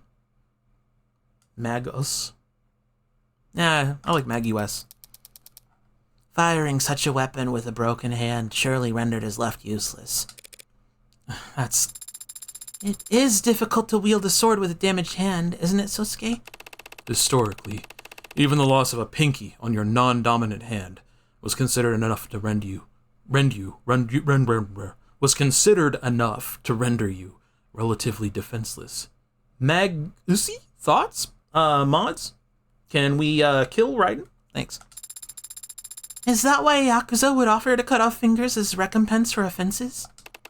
That's right, Sarah. In fact, cut the chatter and save the history lesson. He had to pull the sword loose with one hand because his left was useless? Looking at all the forensics pulled from the katana, that's... Your Honor, people claim that my client had to use one hand to retrieve this sword because his other hand was disabled. But does the evidence actually suggest that? What do you mean? Forensics performed on the katana found my client's right hand fingerprints on the handle. But what grip are the prints a match for? Let me just give it a quick think here as I meticulously analyze the position of each finger. Ooh, fingies. A normal grip. The grip is normal! Do you mean to say that the thumb is facing towards the blade, Your Honor? Well, yeah, but isn't it easier to say he held it like normal? If my client held the sword with his right hand normally, Your Honor, that would mean he held the handle like that even as he tried to jostle the blade free from the floor it was impaled in. Which is far from impossible. But if, Your Honor, the court has questions about exactly how the defendant was positioned when he was found standing above Officer Chopin's corpse, I believe the people's next witness will be able to answer all of them. That can only mean it's finally time to face off with the arresting officer. Chopin's partner. Very well. Then let us summon to the stand. Null. Name not found. Huh? What? Is that a family or a given name? What? Yeah, got one big ol' error right here, and it's a classic. Witness not found. Literally. He ain't here. I'm such a goober. I'm so silly. What? He's had hours to get here. What the hell could possibly be? Her star witness is a no-show? Is this good news or bad news? Like hitting the jackpot on the world's sketchiest slot machine. Feels good, but you get the feeling the staff is gonna make you pay. Idiotic! Pay for it when? Fine, I'll finish it myself. Right about now. Perhaps it's for the best then, Your Honor. We can save the court trouble by wrapping things up here and now. The facts are simple and the defense has failed to refute them. Thus the people call for summary judgment. Already, the defendant is the only one with his prints on the gun. He is the only one with his prints on the katana. His own employer testified to this court that he was attacked and captured by 4 of the 5 victims. He was found and arrested standing over the body of a dead cop before 2 more officers arrived and secured the scene. That must be Reyes in London she's referring to. As the only living person left at the scene of the crime, there was no one else who could have committed these murders. She's on a tear, and I'd be lying if I said it wasn't entertaining, but it's only because she's on tilt. Was she thrown off by... She was thrown off by her own witness flake... Man, I was on a roll there. She was thrown off by her witness flaking, and it's caused her to overstep. She just fired off a lot of claims in quick succession, which is the weakest one. Where do I counterattack?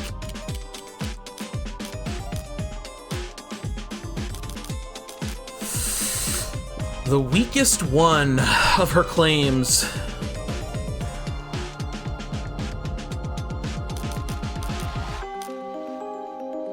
We did spend some time proving that, well, trying to prove that the neck wound was not a match for the katana. Why would a cop not show up for testimony about his own partner being murdered? He's the only suspect? It does feel like that's the case. DNA evidence, that seems pretty on lock, right? Where do we push? Where do we push? I think on the weapons. The murder weapons that Sosuke's prints are on aren't pointing to anyone else. Without that knife, I can't prove the weapons were manipulated after the murder. Ah, damn it, no, that was wrong. Okay. The only suspect? Police testimony she's made reference to hasn't been presented to the court yet. But if it's not as if Rogers could be lying about arresting Sosuke. We're all standing here because he was arrested, damn it. The DNA evidence we've seen so far is infallible. I'm not gonna be able to derail her with a thrilling discussion of evil twin theories, damn it.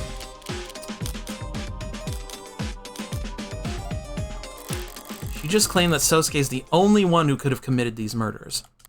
She can't possibly prove that. So why did I pick all the other options first? I got emergency a call from beer, am I right, fellas? Hell yeah! She can't prove that there wasn't anyone else there that night because I actually was. Oh yeah, I forgot that. And unlike her, I can prove the possibility of another party being present without having to reveal their identity. 69 chips. Nice! The people are mistaken, Your Honor. My client wasn't the only other person there that night. Huh? And there's evidence to show it.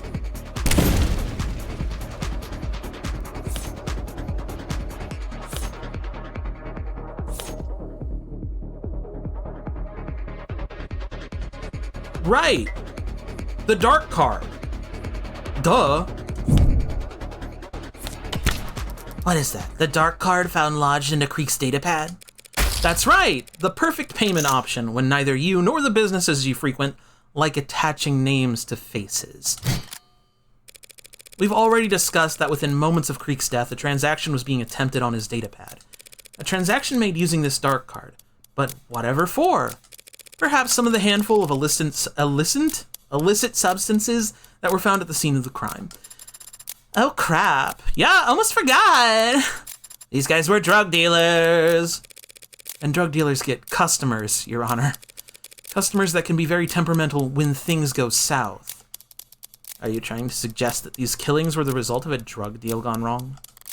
I mean, they sort of were.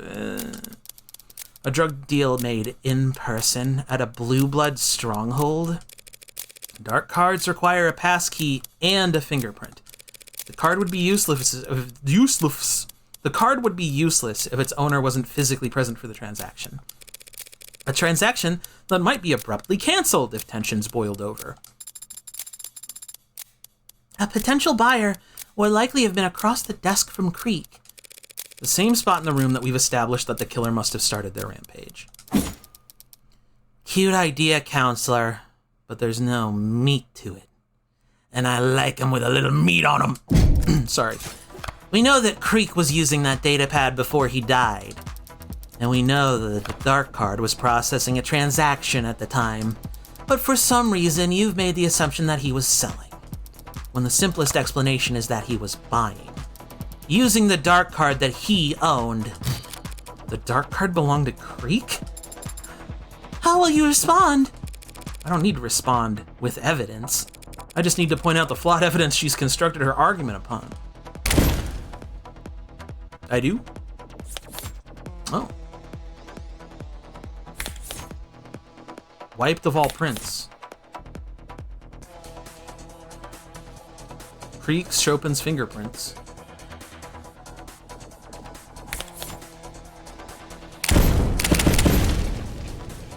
I think it's the dark card.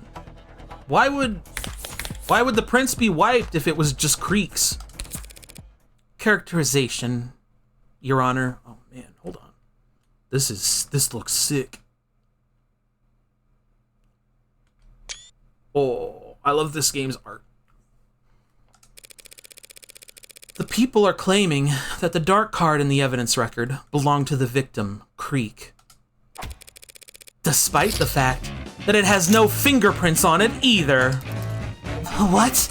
If that dark card had belonged to Creek, he would have had to insert it into his datapad with his teeth. Yuck! So who did the dark card belong to? Perhaps a customer who didn't like his prices. A disgruntled customer could have wiped their prints off the card to hide the fact that they were ever there. That's absurd. If a customer brought that dark card with them to the crime scene, why the hell wouldn't they take it with them when they left? It was stuck in the datapad. They could have pulled a little harder. They could have taken the datapad with them. Who would leave behind something that valuable?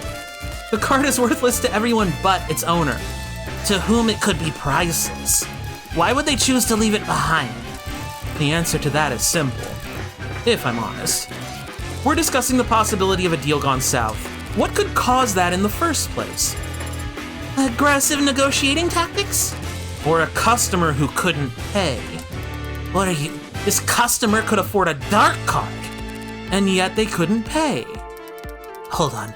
You're trying to say all these deaths, all this carnage, you think it's all because their card got declined? Hard to live down that kind of faux pas. Murdering 4 or 5 people in order to skip paying your bill is pretty aggressive, but if you need your fix. Was there any indication that contraband was taken from the scene of the crime? Your Honor, that is difficult to say. Without knowing their inventory before the crime occurred, we cannot rule out the possibility. That was a little lackluster of a pushback. Is she really that thrown off by this witness playing hooky? Well, I hate to do this because I love spending time with you all and having a physical body and being insoled, but it does seem like I have to declare a recess while we wait. Perfectly reasonable, Your Honor. That's the most romantic thing I've ever heard. What? Court is now in recess. I'll see you in my chambers.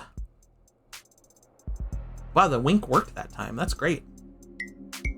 Half the time it doesn't work. So, Aurea Holdings is not part of House Icaria? No, it is. House Icaria is comprised of the literal Icaria family, the Icaria Financial Group, and Aurea Holdings. But each of those parts is a separate entity from the others. That is very confusing. No, well, yes, it can be confusing, but it protects us. This will protect us. Sorry. I play a little Overwatch lately. Winston's always on my mind. Not in a good way, though. I want to, push him off a cliff. I want him to fall down a big hole and never eat peanut butter. Protects the IFG? No, protects the house from itself. Ace stare. I'll stare at you.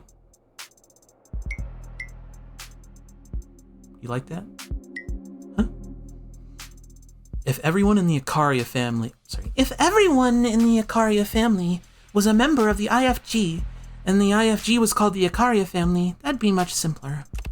I know it would be simpler, but that's...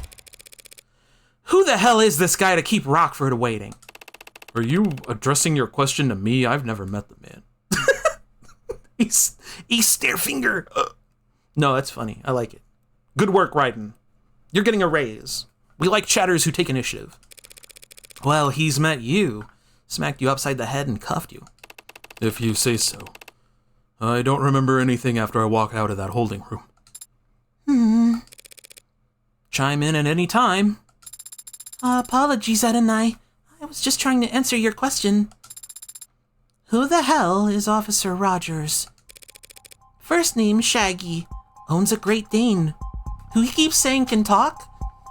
I don't know. This is weird. I think maybe I'm finding some information given to me by ChatGPT. This doesn't seem right.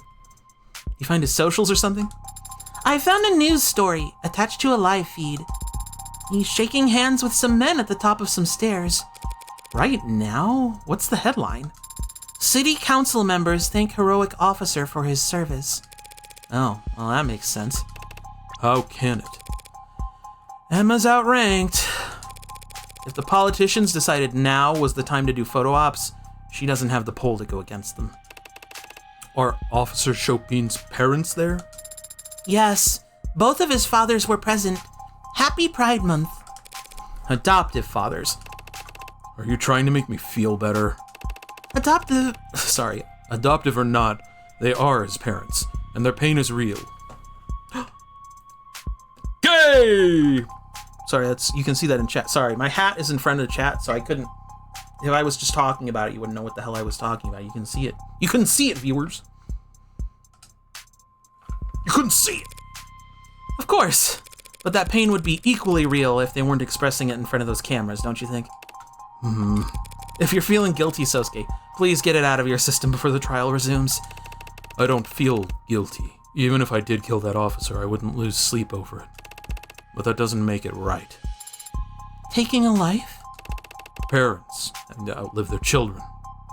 Yeah, that's always messed up. Except, when it's a cop and their dads are politicians, then I don't feel quite as bad. And here I thought you'd be all about filial piety. Piety? You telling me you wouldn't take a bullet for your patriarch, Daisuke? Of course I would. And force him to outlive his son? How could you? Adopted son from a branch family. Do I need to point out how badly you're contradicting yourself? Daisuke Ikaria could have let me waste away when the rest of the Hayakawa branch was killed. Instead, he placed me at the right hand of power, a seat of honor. A subservient seat. All seats are subservient. Not the one at the top. I didn't know the rest of your birth family died, Sosuke. Retaliation for the fall of the leaves. Quite the dignified way to What the hell? Hey! Wake up! Quite the dignified way to refer to the Ikaria killing all those blue bloods 30 years ago. Anyway, it was my understanding that this was a complete and total victory. The kind that left the blue bloods incapable of counterattacking. Focus, Octo. Focus, O. Very nearly so. Do you disapprove of what happened 30 years ago, Sosuke? Of course not. The barbarity of the house's enemies left it with no other choice but to act. No way out, huh? By the way, I was asked to pass along a message to you. If you're given a way out, take it.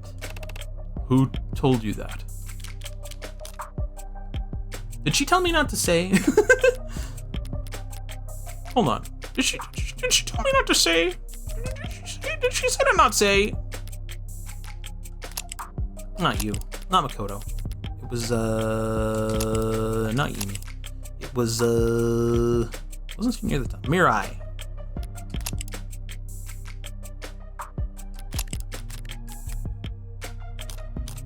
I don't feel like there's any issue saying who said it. She said her name was Mirai. Who is she? A powerful member of the house. On the side of the Oria. Slow down, loose lips. I didn't ask for her whole life story. What? Oh, sarcasm. Sorry, I'm just surprised. Surprised that she would take a personal interest in the outcome of this affair. So did that message mean anything to you? I'm not sure.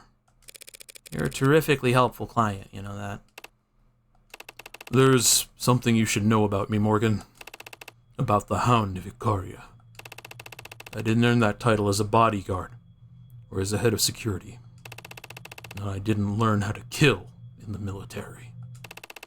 The Hound of Ikaria is the house's personal assassin. What happened to the House of Ikaria being refined? Elevated above their criminal past? The house is elevated. That status has granted it more enemies than ever. Enemies that need to be taken out silently but undeniably. Undeniably? What I do is send messages. They need to be received by the right people, and they need to know who it's from. You kill so that the other houses in the nobility know it was the Hound? But can't prove that House Ikaria was responsible. Their own pride over being able to handle things internally, and their humiliation at being outplayed ensures the deaths stay out of the papers. So the entire police force can descend on a jaywalker caught by a reflection of a dash cam, but the nobility gets to wave off the surveillance state with a perfumed handkerchief, flaunting how the rules don't apply to them. Like I thought, a very pure expression of power. So all that talk of you being Makoto's head of security, that was all true. I have been Makoto's head of security for the past year. Did your courier business dry up? Circumstances around Makoto had changed. I was asked to step in and fill a role. And what you said about guarding the previous heir, waving your katana around as soon as you could walk? The circumstances were different then too. Why tell me now? Because now that I've seen her, I don't think Rockford will have missed it. No, why didn't you tell me yesterday, the first time we met, when I could have actually prepared for this? Clearly you've got some deeply held desire to rot in prison since you won't help me win this case. But what happened in the last 5 minutes that you suddenly got cold feet? Hadn't I?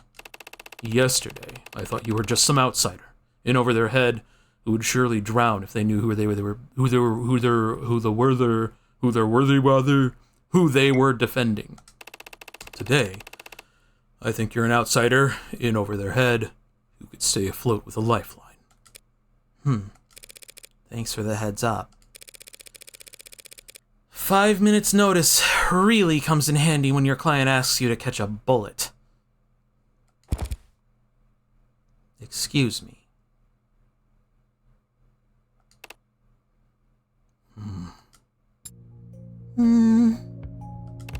I'm sorry to disappoint you too, Sarah. I can't imagine you're pleased to be defending as a... I can't imagine you're pleased to be defending a self-confessed killer. I almost called Sarah a killer. I would never. She's my beautiful robot daughter. I love her. I don't know what you went through when you were a soldier. And I have no idea what you've gone through as an assassin. Yesterday, Adonai suggested I shouldn't speak about those kinds of things since I have no experience with them. So I am going to start killing and killing and killing and killing and killing until I figure out what it means. Yay. I don't know if she's right about that. But soldiers and assassins do exist in this world. And they are still people. And I think I would be sad if I couldn't talk to any of them. On a related note, could you catch a bullet, Sosuke Hikaria? No, Sarah. But you're a cybernetically enhanced martial artist. Bullets are very fast. That is true. I could probably catch an arrow if I knew it was coming. Tell me more.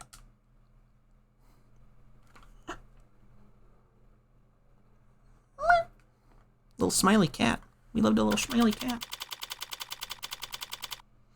12:27 p.m., August 15th, 2086. This court case is really throwing me off, y'all. That client not showing up for the opposition, which helps us, but kind of doesn't. Because every single time I try to push further into proving that my client did not kill those 5 people, I'm risking revealing that I'm the one that killed 4 of them. And it's just really tricky. It's just a really tricky line to walk, especially when I'm working for the mob. Oh boy. Let's hope the rest of this case goes better. So you and your partner were the second officers to arrive on the scene? That's correct, ma'am. When the 10-999 went out, my partner and I were relatively center city. We were within jogging distance of the site, after an elevator ride, so we proceeded on foot. Rogers still hasn't shown. Emma must have rushed London to adjust the reshuffled docket. I mean, we know why he's not here. It's because he's glad-handing with politicians and stuff over, like, catching a cop killer, right? But it's so weird that they've got to know that this case is, like, important, right? Is there something going on behind the scenes that I'm not picking up on? I assume he was rushed. He does seem somewhat distracted. We arrived on the premises at 10:21 p.m. 10:27 p.m., we assisted Officer Rogers in completing his arrest of the suspect. What did that involve? Reading rights to an unconscious man? That's a good bit. We helped Rogers finish cuffing the suspect, is what I meant. His hands were shaking. Sorry, I'm like, London and my client, like, their voices, I've ended up giving them like ones that are almost too similar. I gotta pull them apart a little. Your witness, counselor. I'd like to ask London why he wasn't explicit about all this yesterday. But complaining about a detective not being forthcoming with the defense isn't exactly a winning strategy. He didn't hesitate to show me his involvement with the mafias yesterday. What's he got left to hide? Why were you nearby? Why were you and your partner in Center City that night, detective? Well, to be honest, I hadn't eaten dinner yet and I was really in the mood for some kind of hot soup, you know? My partner was kind enough to indulge me on taking a drive. You say that as though politicians care about justice in any capacity over their own egos. I don't think they care about justice. I think they care about making a crime family look worse and putting the assassin away. Are the politicians working to prevent the Icaria's assassin from being put behind bars? Ooh, wait. Hold on. But then the cops would be at odds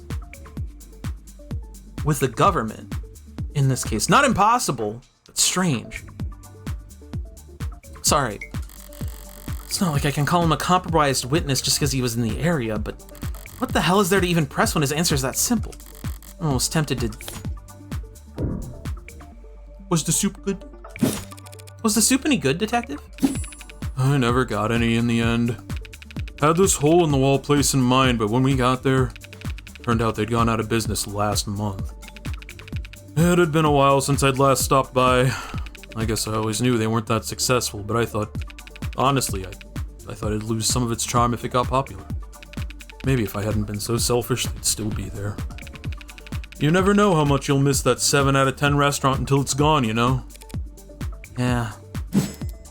Your Honor, relevance? It's not irrelevant, but it is poignant and deeply human. I'll allow it. Or I won't punish it, at least. Now ask a real question! Right away, Your Honor. Were your body cams on? Dumb question, Detective, but did you have your body camera on? Officers aren't required to turn on body cameras when responding to an emergency, counselor. And detectives aren't required to wear body cameras at all. Like I said, dumb question. But by any chance, did your partner have a body camera going? His partner has a cybernetic eye, we know that. Perhaps out of a characteristic abundance of respect for the rules? Matter of fact, I believe she did. Oh, and a body cam, well, how nice of her. So of the first 4 of our city's brave policemen to arrive at the scene of a crime, only one of them thought to turn their body cam on. It's my understanding that Rogers couldn't turn his on as it had broken earlier in the week. Oh, sure. And Tariq Chopin? I don't know why he didn't have his on.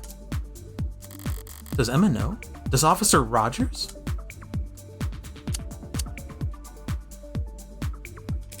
And how did you and your partner go about clearing the building? I took point and my partner covered me, checking the rooms behind us as we went. It was tense searching the rooms with that racket blaring from upstairs. Oh, hi, V. Welcome back. You were still searching for suspects even though there was a 10-999 on the 3rd floor? Rogers had already reported the manner of his partner's death, counselor. We weren't going to run upstairs to try and defibrillate. How was that report made? Over comms, around 10:17. Is it common practice to separate from one another when responding to a 10-999? It's one of several valid approaches to the department advises in critical scenarios. Did you ever lose sight of your partner? I might have. So she might have lost sight of you. Speculation, Your Honor. If I can't see you, you can't see me. That's not speculation, Your Honor. Just grade school logic. Overruled. Spill the deets, witness. Yes, me and my partner were separated as we cleared the building. For more than a minute, I'd say. That's blackjack? Interesting. Witness is lying. Lying. Thank you for giving us all of that to chew on, Detective London. Come on, give me a break. I was trying to be helpful. No, I mean it.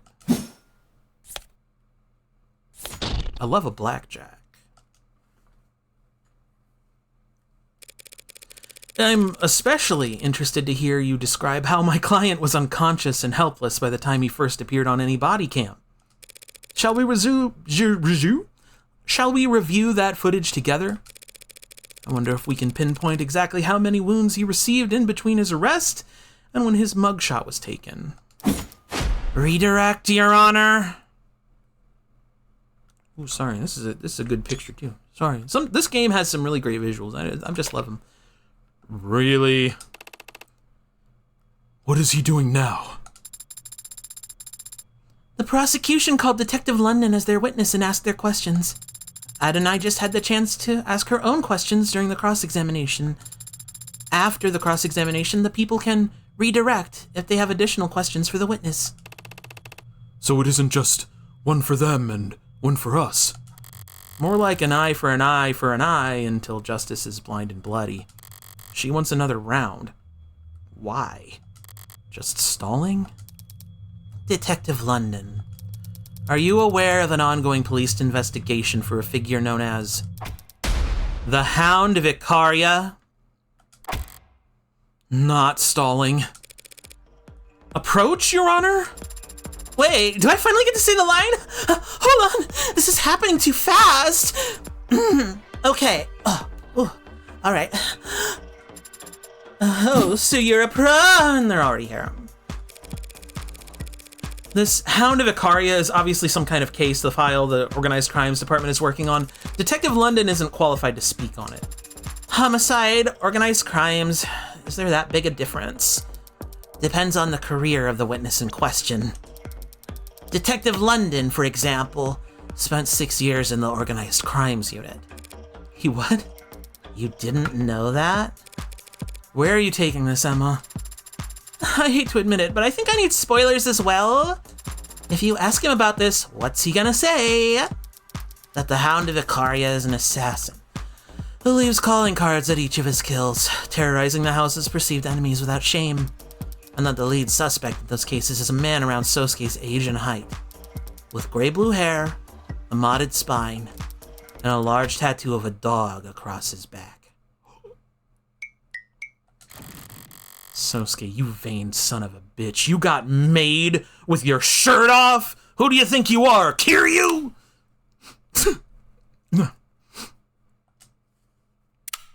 Bless you.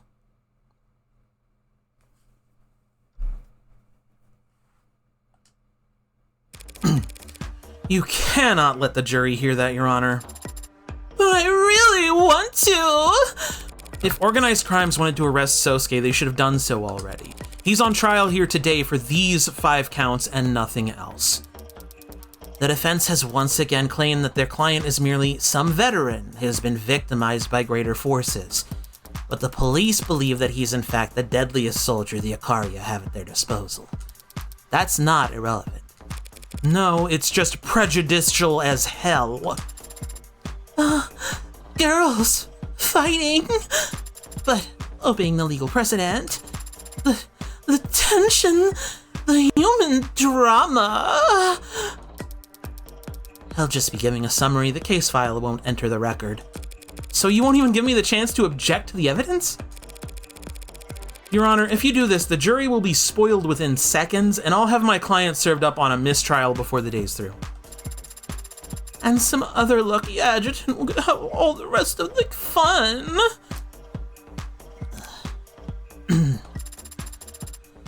I've severed the jury's feed for the time being. I'd like to hear exactly what the witness has to say before ruling on this testimony's inclusion. But, Your Honor, the gallery is not your concern, nor a concern of justice. This trial will remain open to the public until such a time as I, or the state, feel it shouldn't be. Decision made! Thank you, Your Honor. What just happened? The jury's gonna take a bathroom break. Emma will get to ask her questions, but in all likelihood, the adjutant will make sure they never hear the answers. So we aren't any worse off? Sosuke might be. What do you mean? This gallery's filled to the brim with cops. They all think he killed Chopin. If London regales us all with tales of the Hound's exploits on top of that, don't worry, Sosuke. They can't do anything to you here. Because we're in a courtroom. I won't spend the last... Sorry, I'm so stumbling over my words, Lee, today. I won't spend the rest of my life in this room, Sarah. And even if I could, I wouldn't. Detective London, if you would, please testify as to the... Oh, for real? Your Honor? What now? Hey, Rockford, that witness guy who flaked on you made you look dumb? Yes. He's finally here! Oh. Thank you, Your Honor. I have no more questions for the witness at this time. Really? But The redirect fizzles out. Counselor, you want to snap it up? No, Your Honor. Dang. Detective London! Nobody wants to talk to your ass! the crowd is booing. Boo! Get this asshole out of here. Miss Rockford let it go. She doesn't hold anything back in the courtroom, but only because that's what gives her the greatest chance of victory. If the jury wouldn't hear it either way, and she has no need to stall for time, she won't stoke the coals for the fun of it. So if you hadn't fought against that redirect up to the very last moment... Bullet caught, huh? Yeah. Nothing impressive about putting my arm between the gun and my... Heart? I was gonna say stomach. That analogy seems weaker somehow. Okay. Woo. Woo! There he is. This is gonna get nasty. I have a feeling it's gonna get nasty. Thanks for throwing garbage at my head, Bowen. Man of the hour. The hero who put a stop to the Hound of Icaria and brought justice to the city over the loss of its favored son, Tariq Chopin. Like Patrol Officer Rogers, reporting for duty. Of course, I was gonna give him a shaggy voice, even though I don't do a very good one. You don't have to say that. Oh, sorry, then just, reporting for duty. Name an occupation. Patrol Officer Huey Rogers, occupation. Patrol Officer. Former partner of Tariq Chopin. Apologies for earlier. It's fine. The court understands that the city council has need of you. When I said my name wrong, won't happen again. And your tardiness. What's that? Being hours late to this trial. Did I not set a reminder? Does seeing him here in the flesh jog your memory at all? No, not at all. I think this guy would be pretty hard to forget. You must have sustained quite the concussion then. As an appetizer. From what I saw, he's lucky nothing important leaked out of his ears. Shall we begin, Officer Rogers? Right, from where? The start.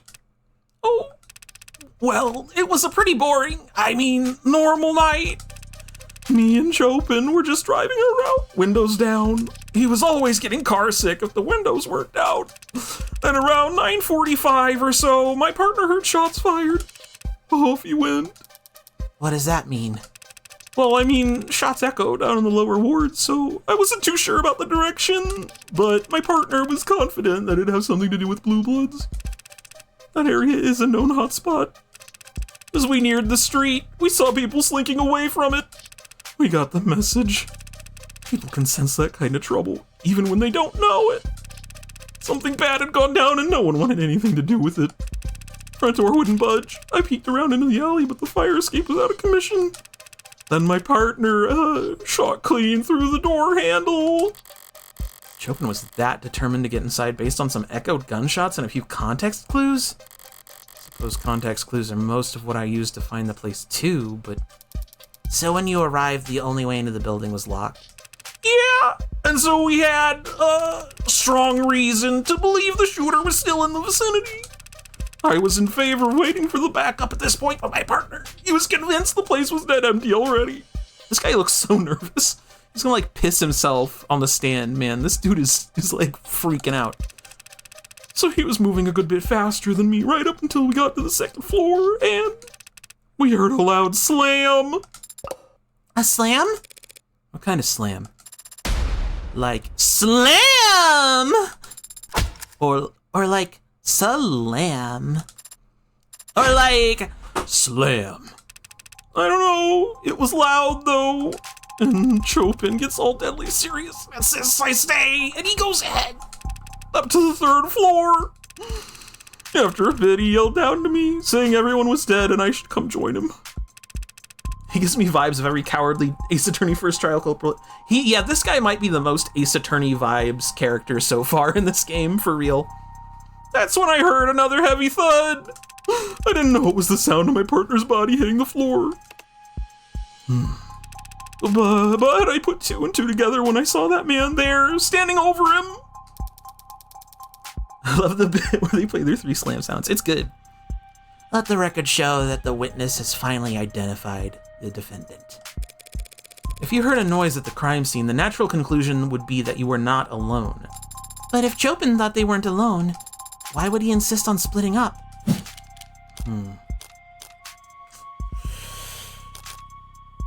Prevent escape, search quickly, or avoid crossfire. Probably to splitting up to search more quickly. I mean, that makes the most sense, right? That's what the Scooby Dang, the Ding Dang Scooby Gang always do. By splitting up, they could search the building more quickly, is what idiots in movies say. Searching is either time-consuming or just a waste of time. Oh, zoinks! For him to tell his partner to stay behind, he must have been trying to prevent escape. That's it. Chopin must have wanted to split up so that they could cut off possible routes of escape. Perhaps I can shed some light on the late officer's actions. With more speculation. With some helpful theorizing. Capped off with hard evidence. Officer Chopin explicitly told his partner to stay behind. And the only reason he'd do that is if he thought it'd let them catch an escaping suspect. Why would he think a suspect was escaping if he heard a noise upstairs? He wouldn't. He'd only think a suspect was escaping if the noise he heard was...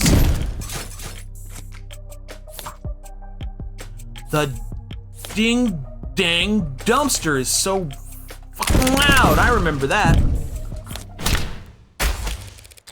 A noise that came from the alley. What kind of noise would that be? A noise like the one I was treated to when Detective London clumsily shut the dumpster out there. Hey now, it left my ears ringing too, you know? What are you even talking about? I'm talking about an exit plan. In other words, how the real culprit managed to flee the scene. How does a dumpster lid relate to some imaginary suspect's great escape? 1963, 172 minutes. Huh? Oh, the Great Escape. The only way to get from the 3rd floor to the street without going past the 2 cops clearing the building would be by going down the fire escape and into the alley. A fire escape that's broken. +2, Sarah. We all should give Sarah more +2s, honestly. She deserves it. Maybe some +gays as well. So no one could climb up it. But anyone could jump from it onto the dumpster below. Oh, yeah! I can kind of see it. That must be a dead pixel you're seeing, Your Honor. Were there boot prints on top of the dumpster? A dent in the lid? Well, that's... No? Of course not. So there's no proof. No reason at all to think that anyone jumped down onto it. And no reason for us to entertain this train of thought. Damn it, I've got nothing. Even if there had been damage to the dumpster, I could never prove it was caused by a fleeting culprit. Adonai. I'm thinking. I know, but this might not possibly be the time for you to stop thinking. What? Okay, but... Hold on. Let me reset my brain. But might this not possibly be the time for you to stop thinking and instead flip the go board like you told me to do before? You're horribly misquoting me. But Emma says there's no proof that anyone fled the crime scene. But there was proof of that. So I'm sorry, I'm so plonky because I'm trying to wipe some crud out of my eyes. Ding dang sleep crud creeping up on me. If there was proof of that, what would it look like? Proof that someone was in that room when the police first arrived, but not there when the police got to the 3rd floor. They would have had to take the fire escape if Rogers never saw them. And they couldn't have taken the fire escape without first opening the window. It's been bothering me since yesterday. I was sure those windows were closed when I left, but they've been open ever since the scene was secured. And I can't testify to that. The one time I know the truth and I want to get it out, but I can't admit it without screwing myself over. Adonai, any luck? Pardon the interruption, Your Honor. I have no objections at this time. Then the witness may continue. Please do! But rewind a bit first since we got off topic. and don't spare any detail. Tell the court exactly what you saw, felt, and heard that night. Of course, the witness is a trained officer of our city's prestigious police force. He'll gladly recount every minutiae for us.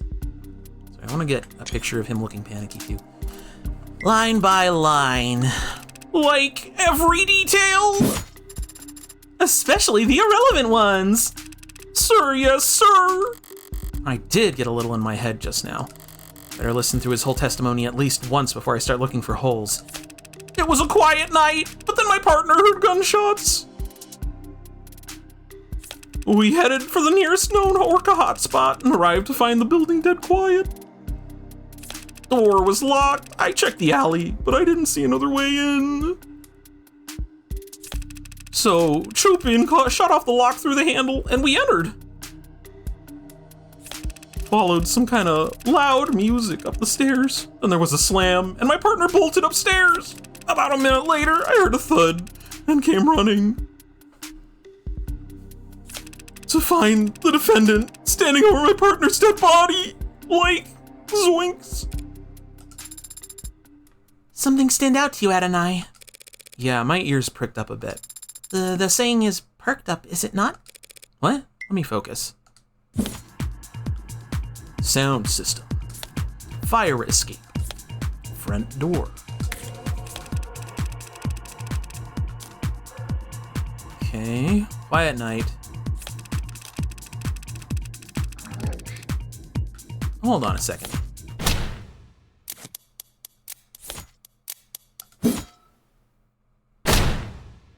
Yeah, if the music was playing loudly, how could you have arrived to find the place dead quiet when there was a sound system blaring on the top floor? The witness must not have heard the sound system. This is a noisy city, even in the lower wards. But he did hear the music. He described it in his testimony just now. Followed some kind of loud music up the stairs. So the building was dead quiet when you were outside, but you could hear music from the first floor? Well, yeah, heard the music pretty much as soon as we stepped inside. Only after you stepped inside? Yeah, sturdy door, I guess. Your Honor, the witnesses established that the front door was very secure and tightly locked. Yo, wait, this could mean the window was closed. Oh. There's nothing strange about it blocking out some amount of sound. But it blocked out, like, all the sound. Once the door was open, the music was booming. The scene of the crime was a known Blue Blood property, yes? A safe house apartment complex of sorts, as I understand it. They must have made a number of modifications to the premises. That front door certainly looked like a newish addition. Newishish. Check. Maybe they redid the windows, too. I don't get it. I don't mind stating it plainly, Your Honor. That building has been thoroughly soundproofed, Your Honor. You think the building was soundproofed? I know it was. I experienced it myself, stepping out of the lower wards and into its dingy nightclub vibe. That would explain what the witness experienced, wouldn't it? Perhaps, but that wouldn't explain the building being dead quiet when they arrived. Not unless the window next to the sound system was closed! Got him! Showed my hand a bit there. She knows what I'm gunning for. Counselor, asking the court to accept that the building happened to be soundproofed is not the flawless argument you're making it out to be. The window in question opens to the alley. Rogers could have easily missed the noise coming out of it. Even though he already testified that he checked the alley before his partner shot the door open, he might have nearly neglected. He neglected a little bit.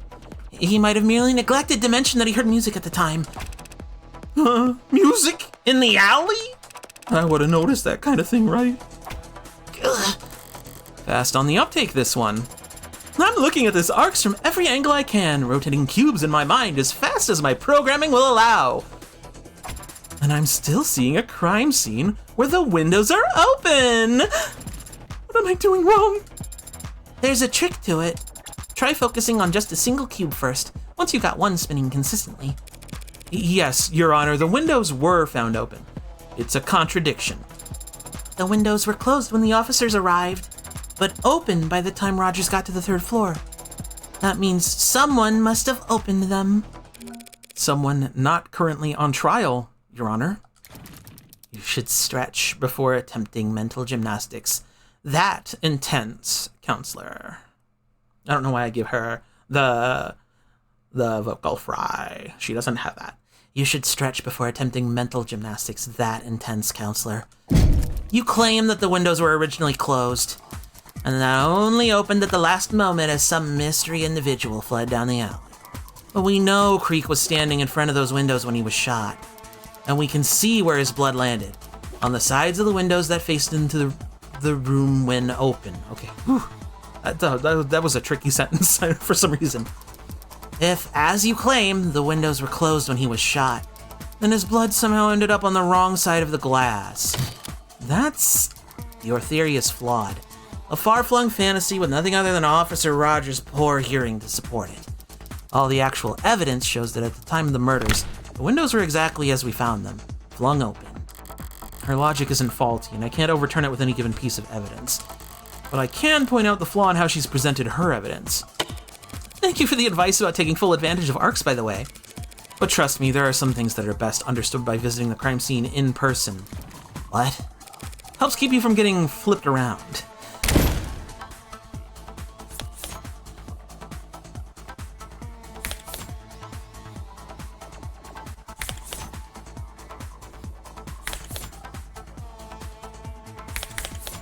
Fingerprints on the handles?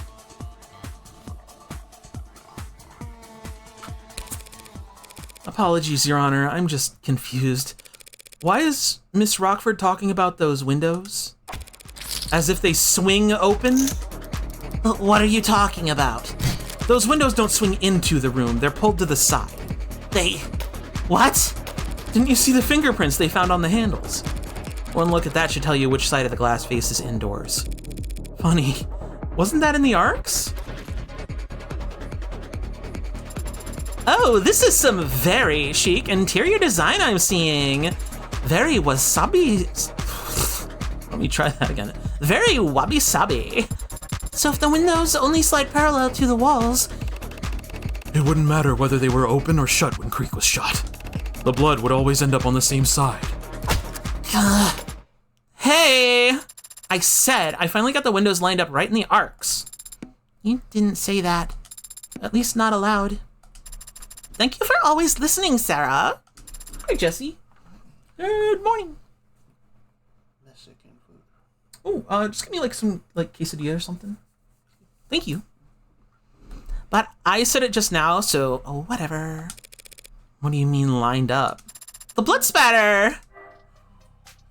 Oh, it looks a lot nicer now, doesn't it? Yes, thank you, Your Honor. That is so inappropriate for an adjutant to do. But it's gotten us all on the same page.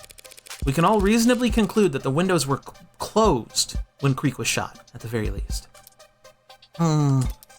Yes. Though when they were next opened is something you'll fight over, I'm sure. XD. Now, if this ARCS data could just tell me whether the windows are actually soundproof? I doubt ARCs could simulate that accurately for you, Your Honor. But if we re-examine the scene for that specifically, it should be simple enough to... Waste the court's time? Forgive me for repeating myself, Your Honor, but if we prove conclusively that the windows were soundproof, the defense's argument still hinges entirely on the omission of one detail in a witness's testimony. Putting it another way, just because he didn't hear the music, that doesn't mean he couldn't hear the music because the soundproof windows were closed. The devil's proof! Yes, and you actually used it right this time. I did my reading. She's effectively conceded that the windows were soundproof, but she's also shifted tactics, and it's a formation I don't recognize. That's to be expected, I'm no general, but I don't need Makoto here to tell me that war is deception. So how about a little misdirection? Listen up, Sarah. The important thing about the devil's proof is that it's always on our side. The side of underdogs, lovers, and dreamers the world around. The side of the defense. Innocent until proven guilty. That's what makes the devil so infuriating for the prosecution. The people make a fair point, Your Honor. There really isn't any hard evidence for my fleeing suspect theory at the moment. But the people haven't disproven it either, have they? I forget the exact details, Your Honor, but all we need is a shadow of a doubt, right? To overturn 5 dead bodies, the testimony of 3 cops, and a room soaked to the floorboards in forensic evidence? Yeah. Fedou! What does that mean? Have you lost your mind? Are you trying to piss off everyone here? Yes. Come on, you don't hate my theory that much, do you? I'm warming up to it. Then I'll stick to the facts for now. At the time Rogers and Chopin arrived, the front door was locked. The music was still playing at the scene of the crime, even if Rogers didn't notice it until stepping inside. And at the moment Creek was shot, at least, we can be certain the soundproof windows behind him were closed. Yes, those are the facts. Why are you restating them? Because there's something that's been bothering me. If we accept these as the facts, one part of the Honorable Officer Rogers' testimony makes no sense.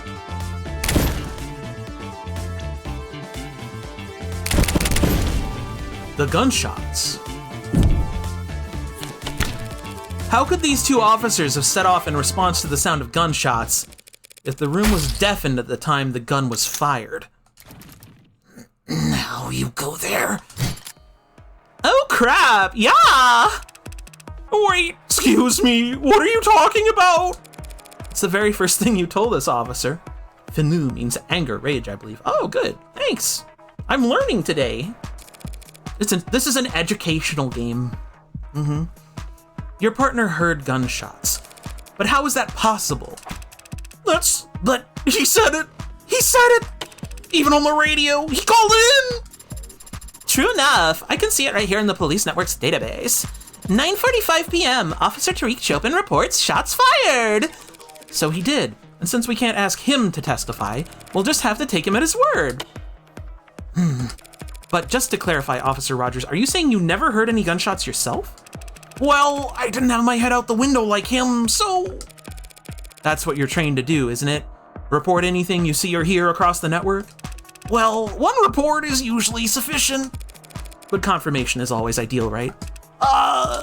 Yes or no, Officer Rogers? I never heard any gunshots. Hang on, are you really? So you never heard a peep, but your partner?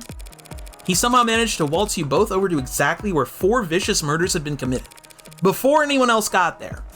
I just drove where he pointed, so...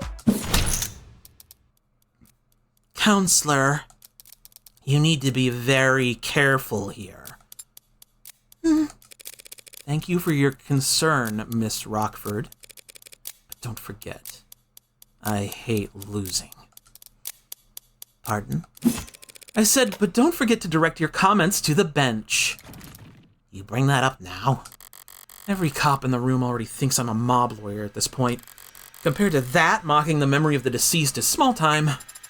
I feel like you're gonna say something shocking here, and I should stop you, but I can't really stop you before you say it, so... I'm just confused is all, Your Honor. Just one more thing. How could Officer Chopin have possibly arrived at the scene of the crime when he couldn't have heard any gunshots? Unless he was asked to come there directly. Oh, like you got an E5? Exactly. She's Columbo posting. Just, you know, my wife, she's a huge fan of the devil. Officer Chopin answered a distress call from the Blue Bloods. Tumulte!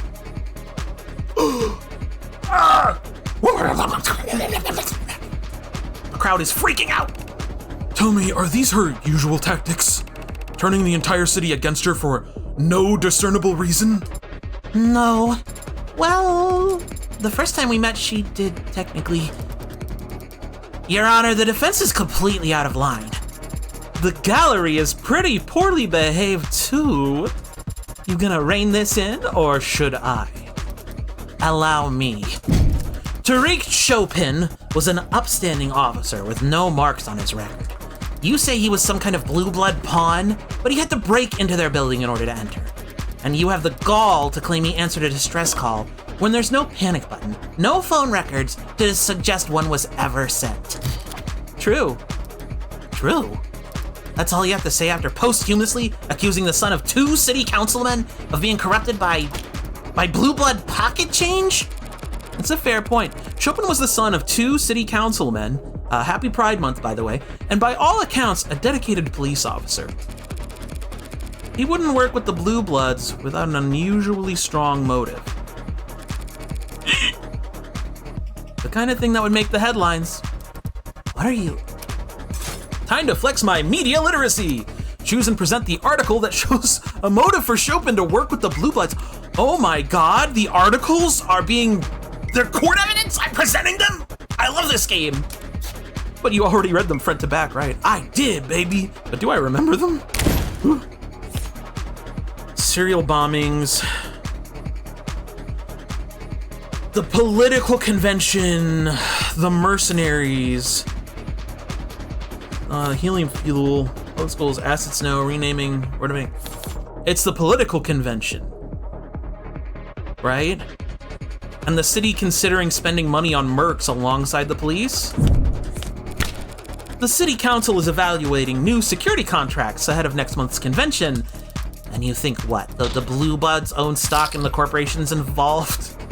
It never hurts to diversify your portfolio. Save the financial advice.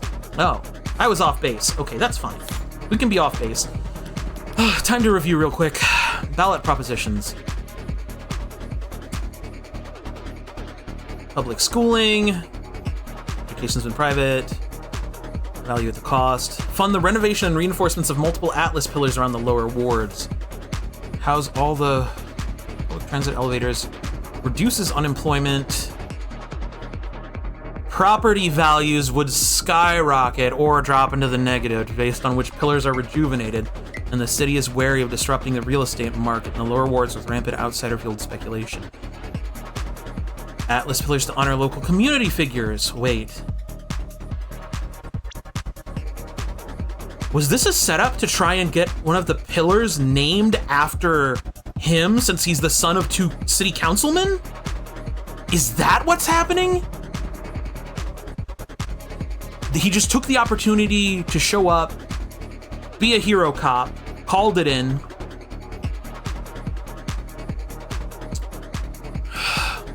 Acid snow, Grey Fall. Does that make sense? This is not the convention. I don't think it'd be the bombings.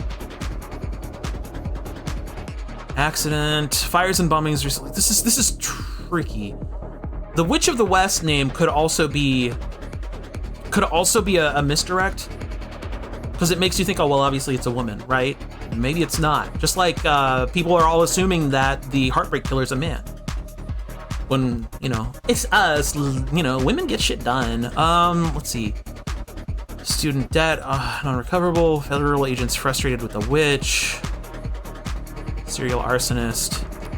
You got this, Octo. Okay, I'm gonna check the helium fuel just in case I've forgotten something. Helium-based fuel allowed the leak to occur. I don't think this is relevant here. Yeah.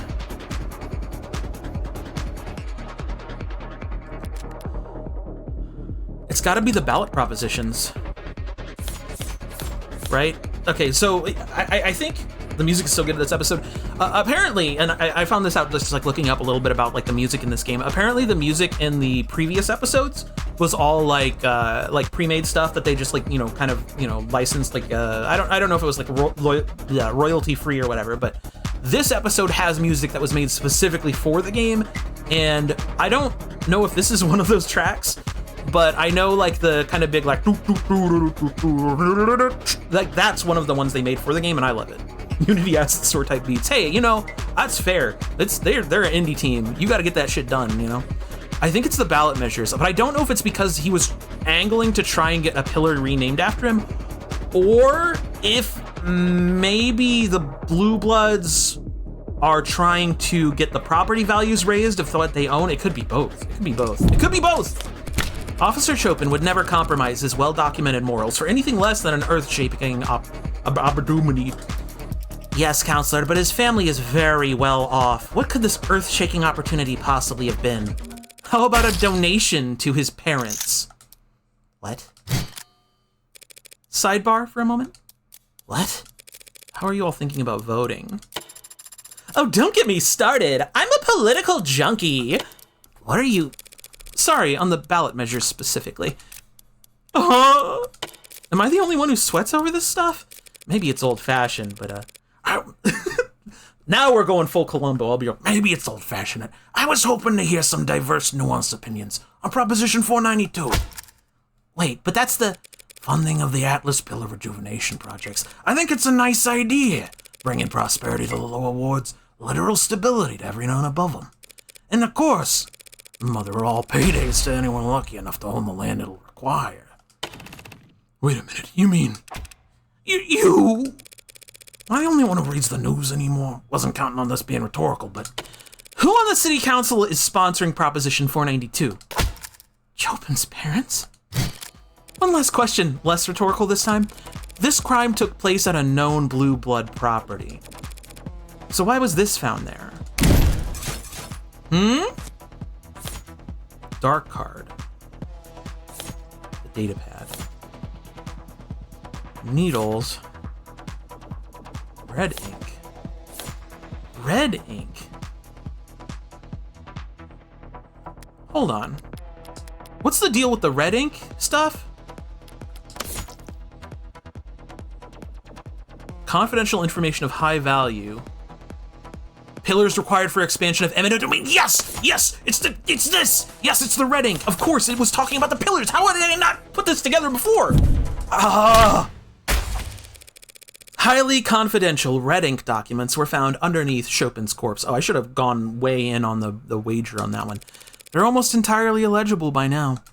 But you can still make out a reference to P492 right here. This is why it pays to read all of the details of everything in the video games. I love video games. I love reading. That struck me as odd. Reinforcing the canopy. A state construction project that massive in the lower wards would mean... Even the police can't keep a crime scene secure down there unless they're willing to play ball with the Blues. They'd have to get past the Blue Bloods. Or through them. With open arms and firm handshakes. It's just what the hell are you trying to say, man? Counselor Morgan, if you... Sorry, wasn't sure I had to actually spell it out, but it certainly looks like Patrol Officer Tariq Chopin was working with the Blue Blood Mafia to defraud the city.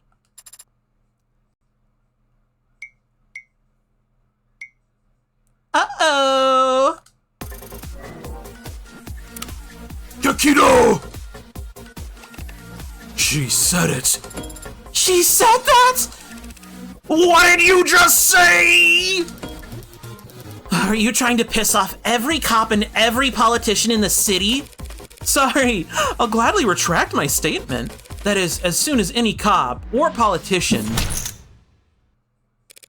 or prosecutor can explain to the court how Tariq Chopin was able to arrive at the crime scene that night, when we all know damn well he never heard any gunshots. It is a bit of a pickle. What have you got for us, witness? What? I don't know. He had good ears or something. Or good intuition or whatever. Your Honor, the simplest explanation is that Officer Chopin was tipped off by a CI that he neglected to inform his partner about. Hey, Chopin wasn't a patrol officer with secret criminal informants that he'd hide from his own partner? That sounds horribly corrupt. And you called my comments inflammatory? Corrupt? You got brass all right. That's real rich, coming from a mob lawyer defending the Hound of Icaria! Big uh-oh! Your Honor, the witness's last statement was a regrettable slip of the tongue. Frankly, his entire testimony has been less than ideal, and so I already snipped the jury's feed, but the crowd? Seriously? He's the Hound? I'm still confused. I'm disbelieving in this. Oh, what? But isn't the Hound that guy? You did this,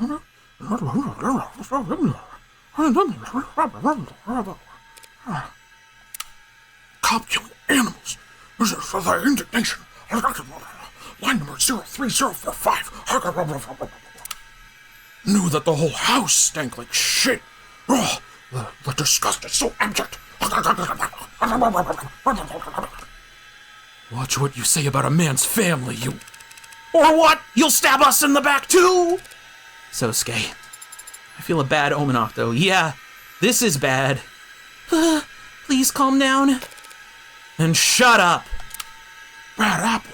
Hang the whole house with them. Nausea. 03066. Line number. Your Honor, these outbursts from the gallery are not ideal, but we need to focus on preventing... It's not enough you butchered him like that. Animals. Nido Siglovik. 00383. Line number. You gotta pay this lawyer to spit on his grave too! At least the Blue Bloods know their place. How dare you? Well, you pigs were colluding with Blue Bloods to rip off everyone in the lower wards. Better a blue blood than the piss running in your veins! Woohoo! Sorry, I'm reading everything on screen. Line number 00309. You know, that's what the crowd's saying, okay? Sarah, hold him. Pardon? Stop him from doing anything stupid now. Okay, it was fun, but now you've ruined it. You're all done. This court is now in recess.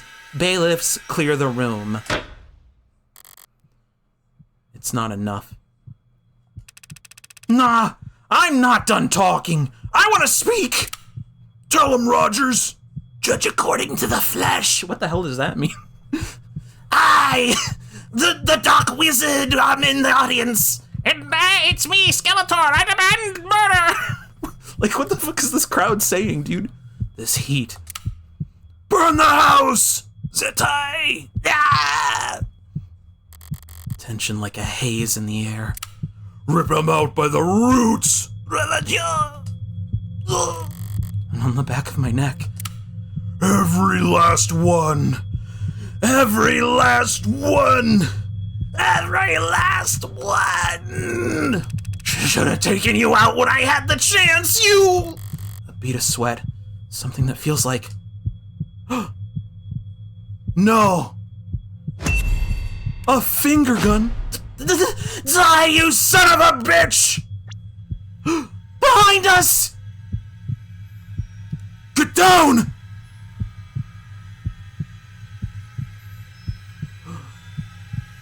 What am I reaching for? I don't even have my gun.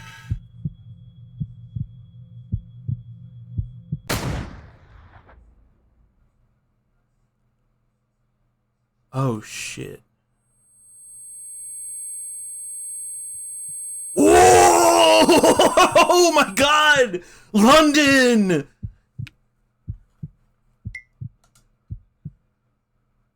Yo! London, holy shit! Hey, are you okay? Are you hit? Oh, sorry. Hey, are you okay? Are you hit? Sosuke, I am not injured. The danger's gone. Heat of the moment replaced by the chill of a cold sweat on my lower back. But why did you push me down? What do you mean, why? Why did I take my time turning back to trace the bullet's trajectory. Vaguely, I'm aware of stomping feet as the crowd rushes to the exits, but the sound is far away. Reflexes. Sorry. You all right there, ma'am? I'm Fine, Detective. Thank you. For a moment, I lock eyes with Detective Kasim London. In that instant, I recognize a nameless emotion flickering across his face, cold and sharp like frostbitten furs. Could be an expression, nameless expression. Nameless. We don't need a word for it because we only ever see it once. At the very end.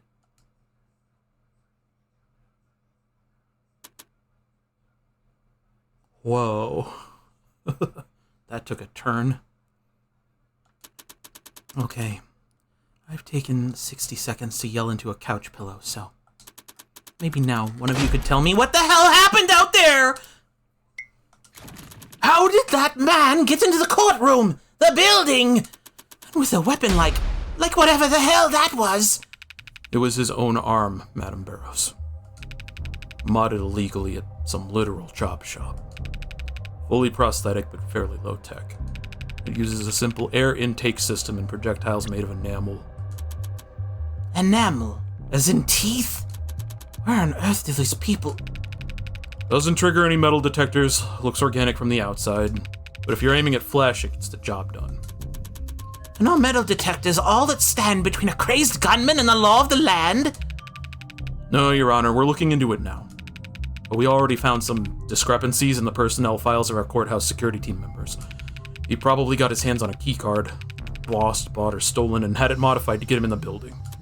Would that work? Only needs to work once. This time, it did. I doubt he expected to leave alive, so... You ask me, we're lucky he stuck with something more directed instead of an explosive. This is a nightmare. What am I supposed to do now? The jury must be horrified. I don't know how we could proceed. As I recall, the adjutant cut their feed the moment Officer Rogers mentioned that Hound of Icaria. So they didn't actually see the shooting. And by the way, how does a patrol officer know that my client is the lead suspect in that case? Would anyone like to explain that to me? Well... You'd have to ask organized crimes. But the mood around Rogers hasn't been celebratory. I imagine there were plenty of cops eager to describe in detail what he'd achieved by catching Sosuke red-handed. Allegedly. There's no presumption of innocence in station locker rooms and cop bars, Counselor. So the OC department buys Rogers a round of drinks, and 24 hours later I've got a shooter in my courtroom. Who was he? The shooter's been ID'd as Bowen Bresson, low-level muscle in the Blue Blood Mafia. Priors for possession, dealing, assault. Attempting to carry out an assassination in a courtroom full of cops is quite the step up. What's up, Bowen? Any connection to Creek's pod? Older generation, different part of town. Not exactly thick as thieves. So trying to execute Sosuke wasn't an act of revenge. He's not affiliated with me! He was given orders. Yes, that's very interesting. But it's a job for the police to handle. Counselor Morgan, I assume you'll be filing for a mistrial? About that. I feel it's in my client's best interest for the trial to continue. What? A blue blood gunman just tried to shoot him. But the jury didn't see that. All they know right now is they've been given a long lunch. You too. The goal, Your Honor, as I've always understood it, is for a defense attorney to do what's best for their client. Right now, clearly the Blue Blood Mafia is convinced my client killed 4 of their men. And every cop in the city thinks he killed Officer Chopin. If he walks on a mistrial, he won't be able to walk down the street without getting shanked. Sosuke Icaria doesn't need a mistrial. He needs a media blackout. I really hate that term. She's right, Your Honor. If the story spreads that the Blue Bloods tried to assassinate Sosuke, every juror in the city will assume he's guilty. We won't be able to find anyone over the age of 10 who hasn't heard of him. Let alone put together 12 unbiased peers to judge him. Even if that's true, and even if it's possible, what you're asking for is... Detective, is the building still in lockdown? Standard procedure says to keep it that way another half hour. We would have to... The stands were full of police officers, and any one of them could... Ambulance chasers will pay prime for a story this rich. Someone's gonna break rank. We don't need the blackout to last forever. We just need it to be intimidating enough that the story doesn't leak until the trial's over. Which will be when, exactly? We could finish tomorrow. There aren't that many witnesses left on the docket. Finished tomorrow? Yes, Your Honor. Fine, yes, we'll have a blackout. A big scary old blackout like we're the shadowy masters of the universe. Oh, like I'm some sort of emperor of the universe. Ooh. Happy. Perfectly. Thank you, Your Honor. Detective, follow me. You'll need my authorization to activate the building's blanket protocols. Right behind you, ma'am. Surprised to see you to be arguing for the same thing as you for once. Thanks for not gagging from the effort. Any other defense attorney in the city would have taken the mistrial. Dumped the hand of Icaria on some other idiot's doorstep and cashed their check. Some other idiot, huh? Or is it that you can't dump him? You under house arrest already? I haven't felt threatened by them. That could change fast if you fail them. House Icaria are high society, haven't you heard? And I'm beneath their notice. I don't think they'd bother to axe me just for underperforming. Sounds like exactly the kind of thing that high society types would do. Going this far for your client, though. You know me. Defender of the weak, champion of the downtrodden. I'd go through a lot more than this to keep my face out of the papers. Hopefully, when the story does eventually leak, the focus should be entirely on Sosuke. But if this means people start recognizing me, remembering me, Bow and Bresson will be glad London did him in one. And Bow and Arrow will be in my chat. I'd twist the knife as slow as a second hand if he's... You okay? Compared to you, I guess not. I've never seen anyone get shot before. Oh. Right. Sorry. No, I'm sorry. That was... Maybe I'm feeling jealous. I spend all this time poring over crime scenes and diagrams, trying to get inside the head of heartbreak of all people, and maybe I get it into my head that I'm some kind of unfeeling badass, just to freeze up like a deer at the sight of actual violence. I'll need to get over that. Do you? Do you need to get over it? I have a responsibility. A prosecutor isn't a hangman, Emma. No. If a hangman does their job right, the neck snaps and the subject's dead before the pain ever reaches their brain. If I do my job right, Sosuke Icaria spends the rest of his life drooling on himself, while Megs haggle over the property rights to his gray matter. If you feel that bad about it, you could always recommend a lesser sentence. That's just the thing. I've never felt that bad about it at all. Runs in the family. The way she whispered it, in that half-stuttering sigh.